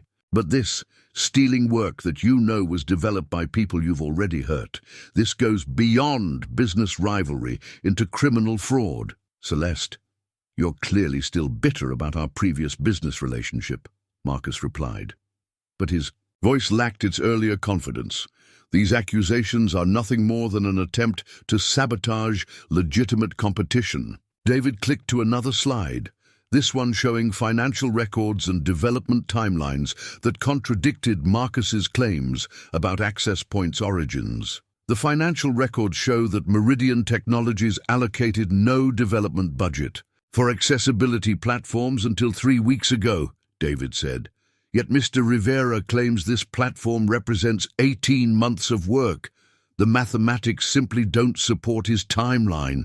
One of the investors stood up, clearly uncomfortable with the direction the presentation had taken. "Mr. Rivera, these are serious allegations. Do you have documentation that can verify your claims about access points development?" Marcus looked around the room, apparently searching for support from his legal team, but his attorneys were whispering among themselves, clearly recognizing that the evidence against their client was overwhelming. "I think we should postpone this presentation until these misunderstandings can be resolved," Marcus said finally. "I don't think there's any misunderstanding," said another voice from the audience. This time it was Sarah Chen from Meridian Capital, the lead investor who had reviewed Bridges' funding proposal just days earlier. "I've seen the original Bridge presentation, and what you've shown us today is virtually identical. Either you've independently developed the same solution, or you've stolen someone else's work." The room fell silent as the implications of Sarah Chen's statement sank in. Several investors began gathering their materials, clearly recognizing that they were witnessing the exposure of significant corporate fraud rather than a legitimate product presentation. Marcus made one final attempt to control the narrative. "Even if there are similarities between Access Point and this Bridge platform, that doesn't prove any wrongdoing. Similar problems often lead to similar solutions." "That might be true," Luca said, clicking the remote one final time, "except for this." The final slide showed Marcus's own handwriting on a legal pad, photographed during one of his planning meetings. The notes included specific technical terminology that existed nowhere except in Bridges' proprietary documentation, along with implementation timelines that matched Celeste and Luca's development schedule exactly. "This photograph was taken by a private investigator hired by our legal team," Luca explained. "It shows your personal notes referencing technical specifications that were never made public. The only way you could have known these details was through unauthorized access to our confidential development files." The silence that followed was deafening. Marcus Rivera, who had built his career on confident manipulation and strategic betrayal, finally had no response to offer. Sarah Chen stood up and addressed the room. "I think it's clear that we're not witnessing a legitimate product presentation today. I'll be recommending that Meridian Capital decline any investment opportunity with Meridian Technologies pending resolution of these intellectual property concerns." Other investors began voicing similar positions, and within minutes the room was emptying as potential backers distanced themselves from what was obviously a fraudulent scheme. Marcus remained seated at the head of the conference table, his empire of deception finally collapsing around him. For the first time since Luca had known of his existence, Marcus Rivera looked like what he actually was, a desperate man whose career had been built on taking credit for other people's work. But even in defeat, Marcus had one final card to play. As the room cleared, he stood up and walked directly to where Celeste and Luca were gathering their presentation materials. "You think you've won," he said quietly, his voice carrying a venom that had been absent from his public persona. "But this isn't over. I know things about both of you that could destroy not just your business partnership, but your personal relationship as well." The wedding ring from Luca's grandmother emerged from a small velvet box that had been hidden among Vincent Torino's estate documents, its simple gold band worn smooth by decades of faithful wear. Luca held it carefully as he sat in Celeste's apartment 3 days after Marcus Rivera's public humiliation, the ring representing not just his family's hidden history, but the possibility of a future he was finally brave enough to claim. "She wore this for 53 years, he said, reading from the letter that had accompanied the ring in Vincent Torino's personal effects. "According to this note, my great-grandmother Elena wanted it to go to her grandson's wife when he found someone worthy of the family's love." Celeste looked up from the legal documents they'd been reviewing, cease and desist orders, intellectual property filings, and criminal fraud charges that would ensure Marcus Rivera faced serious consequences for his corporate espionage. The contrast between the romantic gesture and their practical circumstances felt surreal, but also somehow perfect. "Are you asking what I think you're asking?" she said softly. "I'm asking if you think we're ready to build something permanent." "Together," Luca replied. "Not just a business partnership, not just a romantic relationship, but a life that acknowledges how much better we are together than we ever were separately." The past 72 hours had been a whirlwind of legal proceedings and media attention. Marcus Rivera's fraud had been thoroughly documented, leading to criminal charges for corporate espionage and intellectual property theft. Meridian Technologies Board of Directors had voted to remove him as CEO and was facing potential bankruptcy due to the scandal. David Chen's testimony had provided irrefutable evidence of systematic fraud spanning multiple years. More importantly for Luca and Celeste, Bridge had emerged from the controversy with enhanced credibility and significant investor interest. Sarah. Chen had fast-tracked their funding proposal, and 3 major corporations had already signed letters of intent to participate in pilot programs. The platform that had begun as Celeste's rehabilitation project was now positioned to become a genuinely transformative force in workplace accessibility. "The timing is insane," Celeste said, though her smile suggested she wasn't objecting too. "The proposal itself. We're in the middle of launching a company, dealing with legal proceedings, managing your inheritance complications, and navigating media attention. Most people would wait for calmer circumstances. Most people don't have to worry about former business partners hiring private investigators to document their relationship," Luca replied. "And most people don't fall in love while building something that could change the world." Celeste reached out and took the ring from his hands, examining the simple band that had somehow survived decades of separation and loss to find its way back to family. "Tell me about her," she said. "Your great-grandmother." Luca pulled out a photograph that had been included with the estate documents, a black-and-white image of a young woman in a simple wedding dress, standing beside a man in a military uniform. Elena Vasquez, married to Michael Torino in 1961. She was 19, he was 21. He shipped out to Vietnam 6 months after my father was born and never came home. She raised the baby alone until she was killed in a car accident when my father was 12. That's when your father was adopted? That's when he was adopted by the Marin family and lost all connection to the Torino heritage. Elena's ring went into Vincent Torino's possession when he tried to locate his son's family after Michael's death. He kept it for over 50 years, hoping to eventually pass it on to his grandson's wife. Celeste held the ring up to the light streaming through the apartment windows, and Luca was struck by how perfectly it seemed to fit the moment. Simple, enduring, and connected to a love story that had survived separation and loss. "There's something I need to tell you," she said, still holding the ring.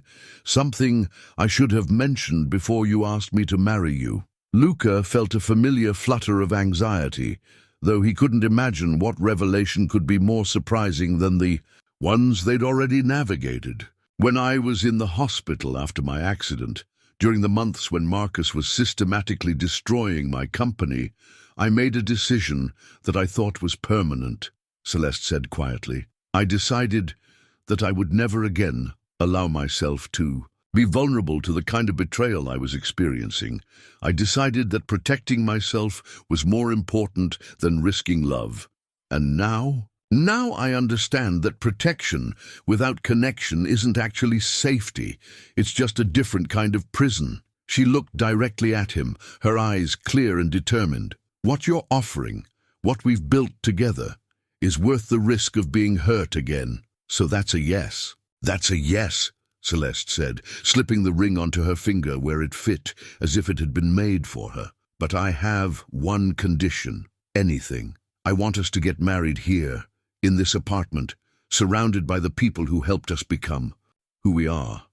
Not some elaborate ceremony designed to impress people we barely know, but a celebration of the partnership we've already built." Luca moved closer to her wheelchair, kneeling so they were at eye level. "Maria will want to cook for everyone. I'm counting on it. And I want David Chen there, and Dr. Sarah Chen, and even Patrick Brennan, the people who supported us when we needed support." "What about Janet Morrison?" Luca asked, referring to the attorney who had ultimately proven trustworthy despite their suspicions.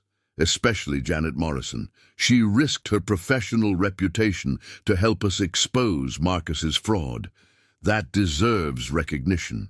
As they began planning their wedding and their future, Luca reflected on how dramatically his life had changed since that rainy evening when he'd helped a stranger with a malfunctioning wheelchair. He had gone from invisible janitor to technology, entrepreneur, from struggling caregiver to millionaire heir, from cautious bachelor to engaged partner in both business and life. But the most significant transformation wasn't in his circumstances. It was in his understanding of what it meant to build something meaningful with another person. Working with Celeste had taught him that true partnership required not just compatibility and shared goals, but the courage to be completely honest about fears and hopes and dreams. "There's one more thing," Celeste said as they concluded their planning session, "about your inheritance. What about it? I think we should use part of it to establish a foundation that provides accessibility consulting services to small businesses that can't afford comprehensive accommodations programs." Luca considered the suggestion, recognizing how perfectly it aligned with both his values and the mission that had brought them together. A foundation that helps companies become more inclusive while also creating employment opportunities for disabled individuals, he said, expanding on her idea. "Exactly. We use Bridge as the flagship platform, but we also provide direct human services to organizations that need more hands-on support. So instead of just building a successful company, we build an ecosystem that creates lasting change. And we do it using resources that came to you through family legacy, which feels like honoring your great-grandmother's values as well as your grandfather's business success." The conversation was interrupted by a knock at the apartment door. Celeste checked the security monitor and smiled. "It's Maria," she said. "Perfect timing." Luca opened the door to find his mother carrying a covered casserole dish and wearing the brightest smile he'd seen since her health had begun improving with the new treatment protocol. "I brought dinner," Maria announced, bustling into the apartment, with energy that reminded Luca of her younger years. "And I want to hear everything about this business presentation that has been all over the news." "Actually, Mama," Luca said, taking the casserole dish and setting it on the kitchen counter, "we have something else to tell you." Maria looked back and forth between them, taking in their expressions and the way they were standing close together. And her smile grew even wider. "You're getting married," she said immediately. "How did you know?" Celeste asked. "Because I've been watching you two fall in love for months, and because my son is terrible at hiding good news." Maria moved to Celeste and embraced her warmly. "Welcome to the family, mija, officially." As they shared dinner and began making wedding plans, Luca found himself marveling at how naturally their separate lives had woven together into something that felt both unexpected and inevitable. The challenges they'd faced, Marcus's betrayal, the inheritance complications, the legal battles, had ultimately strengthened rather than weakened their partnership. "When do you want to have the ceremony?" Maria asked as they discussed logistics. "Soon," Celeste replied. "We've been building this partnership for months already. The wedding is just making it official." "And the business?" Maria asked. "This bridge platform that's been in all the newspapers?" "We're moving forward with full investor funding," Luca explained. 5 major corporations have committed to pilot programs, and we've got a team of developers ready to begin implementation." "So, you're changing the world and getting married at the same time?" "Apparently," Celeste said, laughing at the absurdity of their circumstances. "Good," Maria said firmly. "Life is too short to do important things separately when you can do them together." As the evening progressed, Luca understood that he was witnessing the formation of a new kind of family, not just the biological connections represented by his mother and his recently discovered inheritance, but the chosen family that included Celeste, their professional collaborators, and the community they were building around Bridges' mission. The wedding ring that had traveled through decades of family history to reach this moment represented more than just a proposal of marriage. It represented the continuation of love stories that had survived separation and loss, the honoring of legacies that connected past and future, and the promise that what they were building together would endure beyond whatever challenges lay. Ahead, Marcus Rivera's attempts to destroy their partnership through legal manipulation and psychological warfare had ultimately clarified exactly what mattered most. Not just their professional success, but their commitment to supporting each other through whatever complications arose from building something meaningful together. Tomorrow, they would continue managing the practical details of launching Bridge, while also planning a wedding that would celebrate their partnership in all its dimensions. But tonight, surrounded by family and wearing a ring that had waited 50 years to find its proper home, Luca felt confident that they had built something strong enough to support whatever future they chose to create together. The first bridge device rolled off the production line at exactly 10:23 a.m. on a bright spring morning, 6 months after Luca and Celeste had exchanged vows in her apartment overlooking Central Park. The sleek tablet displayed the bridge logo, their simple geometric bridge design, while powering up to demonstrate the accessibility platform that was already transforming workplaces across 15 countries. Luca held the device carefully, marveling at how something that had begun as theoretical algorithms and interface designs had become a tangible tool that was genuinely changing lives. The production facility in Newark was modest but efficient, employing 47 people, including 12 disabled workers who had been hired through Bridges' own employment integration program. "It's beautiful," said David Chen, who had joined them for the first production run ceremony. As Bridges' new chief technology officer, he had overseen the transition from prototype to mass production with the same attention to detail that had made him such an effective whistleblower against Marcus Rivera. "More importantly, it works," added Dr. Sarah Chen, who had become Bridges' Director of Medical Integration. Her experience treating patients like Maria had proved invaluable in developing features that addressed real-world challenges rather than theoretical problems. Celeste wheeled closer to examine the device, running her fingers over the adaptive interface controls that had been refined through months of user testing. "Remember when this was just an idea we were sketching on napkins?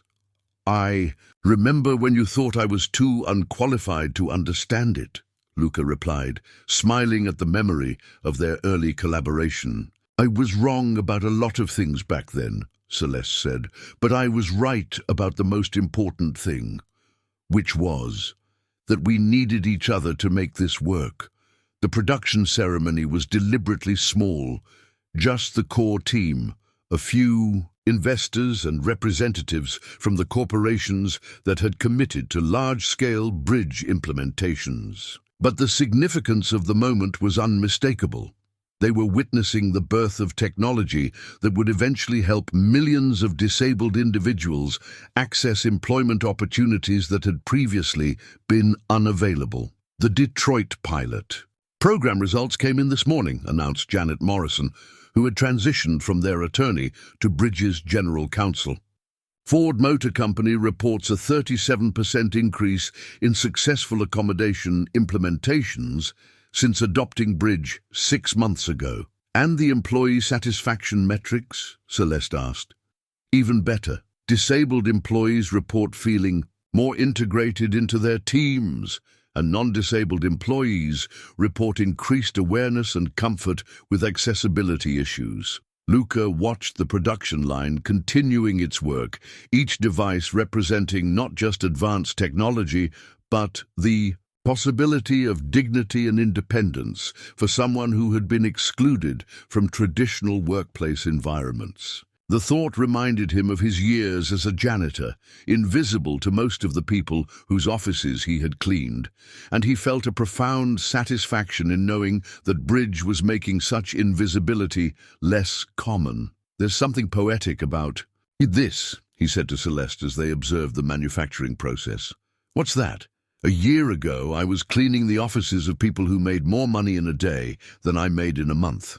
Today, we're manufacturing devices that will help people like me access those same opportunities." "People like you already had access," Celeste corrected gently. "You just needed someone to recognize your value. Bridge isn't creating capabilities that didn't exist. It's removing barriers that prevented people from demonstrating what they could already do." The distinction was important to both of them. Bridge's mission had never been about charity or pity, but about justice and recognition. The platform helped employers understand that accommodating disabled workers wasn't an expensive burden, but an investment in perspectives and talents that were often overlooked. Maria arrived just as the ceremony was concluding, moving with the steady energy that had returned as her health improved under Dr. Chen's treatment protocol. At 73, she had become Bridges' unofficial cultural advisor, helping the team understand how to communicate with families and communities that were often skeptical of technology solutions. "How many devices will you produce this month?" she asked, studying the production line with the keen interest she brought to all aspects of Luca and Celeste's work. 15,000, Luca replied, with capacity to scale up to 50,000 monthly by the end of the year. "And how many jobs will that create?" "Direct manufacturing employment for about 200 people by year-end. But each device potentially creates employment opportunities for disabled individuals, so the indirect impact is much larger." Maria nodded approvingly. "Your father would be proud, mijo. He always said the best work was work that helped other people build better lives." The comment reminded Luca of the inheritance that had initially seemed to complicate everything, but had ultimately provided the resources to expand Bridges' impact far beyond what traditional venture funding could have achieved. The Torino Foundation, established with $15 million from Vincent Torino's estate, now provided grants to small businesses, implementing accessibility improvements and scholarships to disabled students pursuing technology careers. "Speaking of building better lives," Celeste said, "we have an announcement to make." The small group gathered closer as Celeste and Luca exchanged glances, sharing the kind of silent communication that had become natural after months of partnership in both business and marriage. "We're expecting," Luca said simply. The reaction was immediate and overwhelming. Hugs, congratulations, and questions about timing and plans. But underlying the celebration was recognition that this represented another kind of bridge they were building together, connecting their personal future with the professional mission that had brought them together. "When?" Maria asked, tears streaming down her face. "October," Celeste replied. "Dr. Chen says everything looks perfect so far." "A baby who will grow up in a world where bridge exists," David Chen observed. "That's something to think about. A baby who will grow up understanding that differences in ability are just differences, not deficits," Luca added. "That's even more important." As the group began discussing plans for celebrating both the production milestone and the pregnancy announcement, Luca found himself reflecting on the series of choices and chances that had brought them to this moment. The rainy evening when he had helped a stranger with a malfunctioning wheelchair now felt like the first note in a symphony that had grown to include dozens of people working toward a shared vision of a more inclusive world. The production facility around them represented the culmination of that vision made tangible. Disabled and non-disabled workers collaborating to create technology that would expand opportunities for people who had been systematically excluded from economic participation. But it also represented a beginning, the foundation for continued innovation and impact that would extend far beyond their initial platform. "What's next?" Janet Morrison asked as they prepared to leave the facility. "International expansion," Celeste replied. "We have pilot programs starting in Norway, Japan, and Australia next quarter." "And the research division?" David Chen asked. "Fully funded through the Torino Foundation," Luca said. "We're developing applications for educational environments, healthcare settings, and public services. The core principles of bridge work anywhere people need to collaborate across different abilities." "So this is just the beginning," Maria observed. "This is just the beginning," Celeste confirmed. As they drove back toward Manhattan, Luca watched the city skyline grow larger through the car windows. Somewhere in those gleaming towers, Marcus Rivera was presumably dealing with the legal and financial consequences of his fraud conviction. Meridian Technologies had declared bankruptcy, its assets sold to cover legal settlements and creditor obligations. Marcus himself was facing 3 years in federal prison for corporate espionage and intellectual property theft. But Luca found that he rarely thought about Marcus anymore. The man who had once seemed like an insurmountable threat had ultimately proved irrelevant to the work that actually mattered. Bridges' success had nothing to do with defeating Marcus Rivera and everything to do with creating something genuinely useful for people who needed better solutions. "Do you ever think about the timing?" Celeste asked as they approached the Meridian Tower, the building where their story had begun. "What about it? If you hadn't been working that specific shift on that specific night, if the rain hadn't started, exactly when it did, if my wheelchair hadn't malfunctioned at precisely that moment, none of this would have happened." "Maybe," Luca said. "Or maybe we would have found each other some other way. I think people who are meant to work together usually figure out how to make it happen." "You really believe that?" "I believe that the world has a way of connecting people who can create something meaningful together. The specific circumstances might be random, but the underlying compatibility isn't." As they reached Celeste's apartment, their apartment now, Luca carried the first bridge production device inside and placed it on the kitchen table where they had spent countless hours planning and refining their vision. The device looked small and simple, but it represented months of collaboration, years of development, and the hopes of millions of people who would benefit from the opportunities it would create. "One more thing," Celeste said as they settled in for the evening. "I've been thinking about names for the baby. If it's a girl, I'd like to name her Eleanor, after your great-grandmother, the woman whose ring brought us together." Luca felt a deep warmth at the suggestion, understanding that Celeste was honoring not just his family history, but the legacy of love that had somehow survived decades of separation to find its way back to where it belonged. And if it's a boy, Vincent, Antonio Marin Harrow, honoring both your grandfathers, the one you knew and the one you never met, as they sat together in the apartment that had become the headquarters for both their personal and professional partnership. Luca marveled at how completely his understanding of possibility had expanded. A year ago, his greatest ambition had been to pay his mother's medical bills and maybe find more stable employment. Today, he was married to someone he loved completely, expecting a child who would grow up in a more inclusive world, and leading a company that was genuinely changing lives. But the most profound transformation wasn't in his circumstances.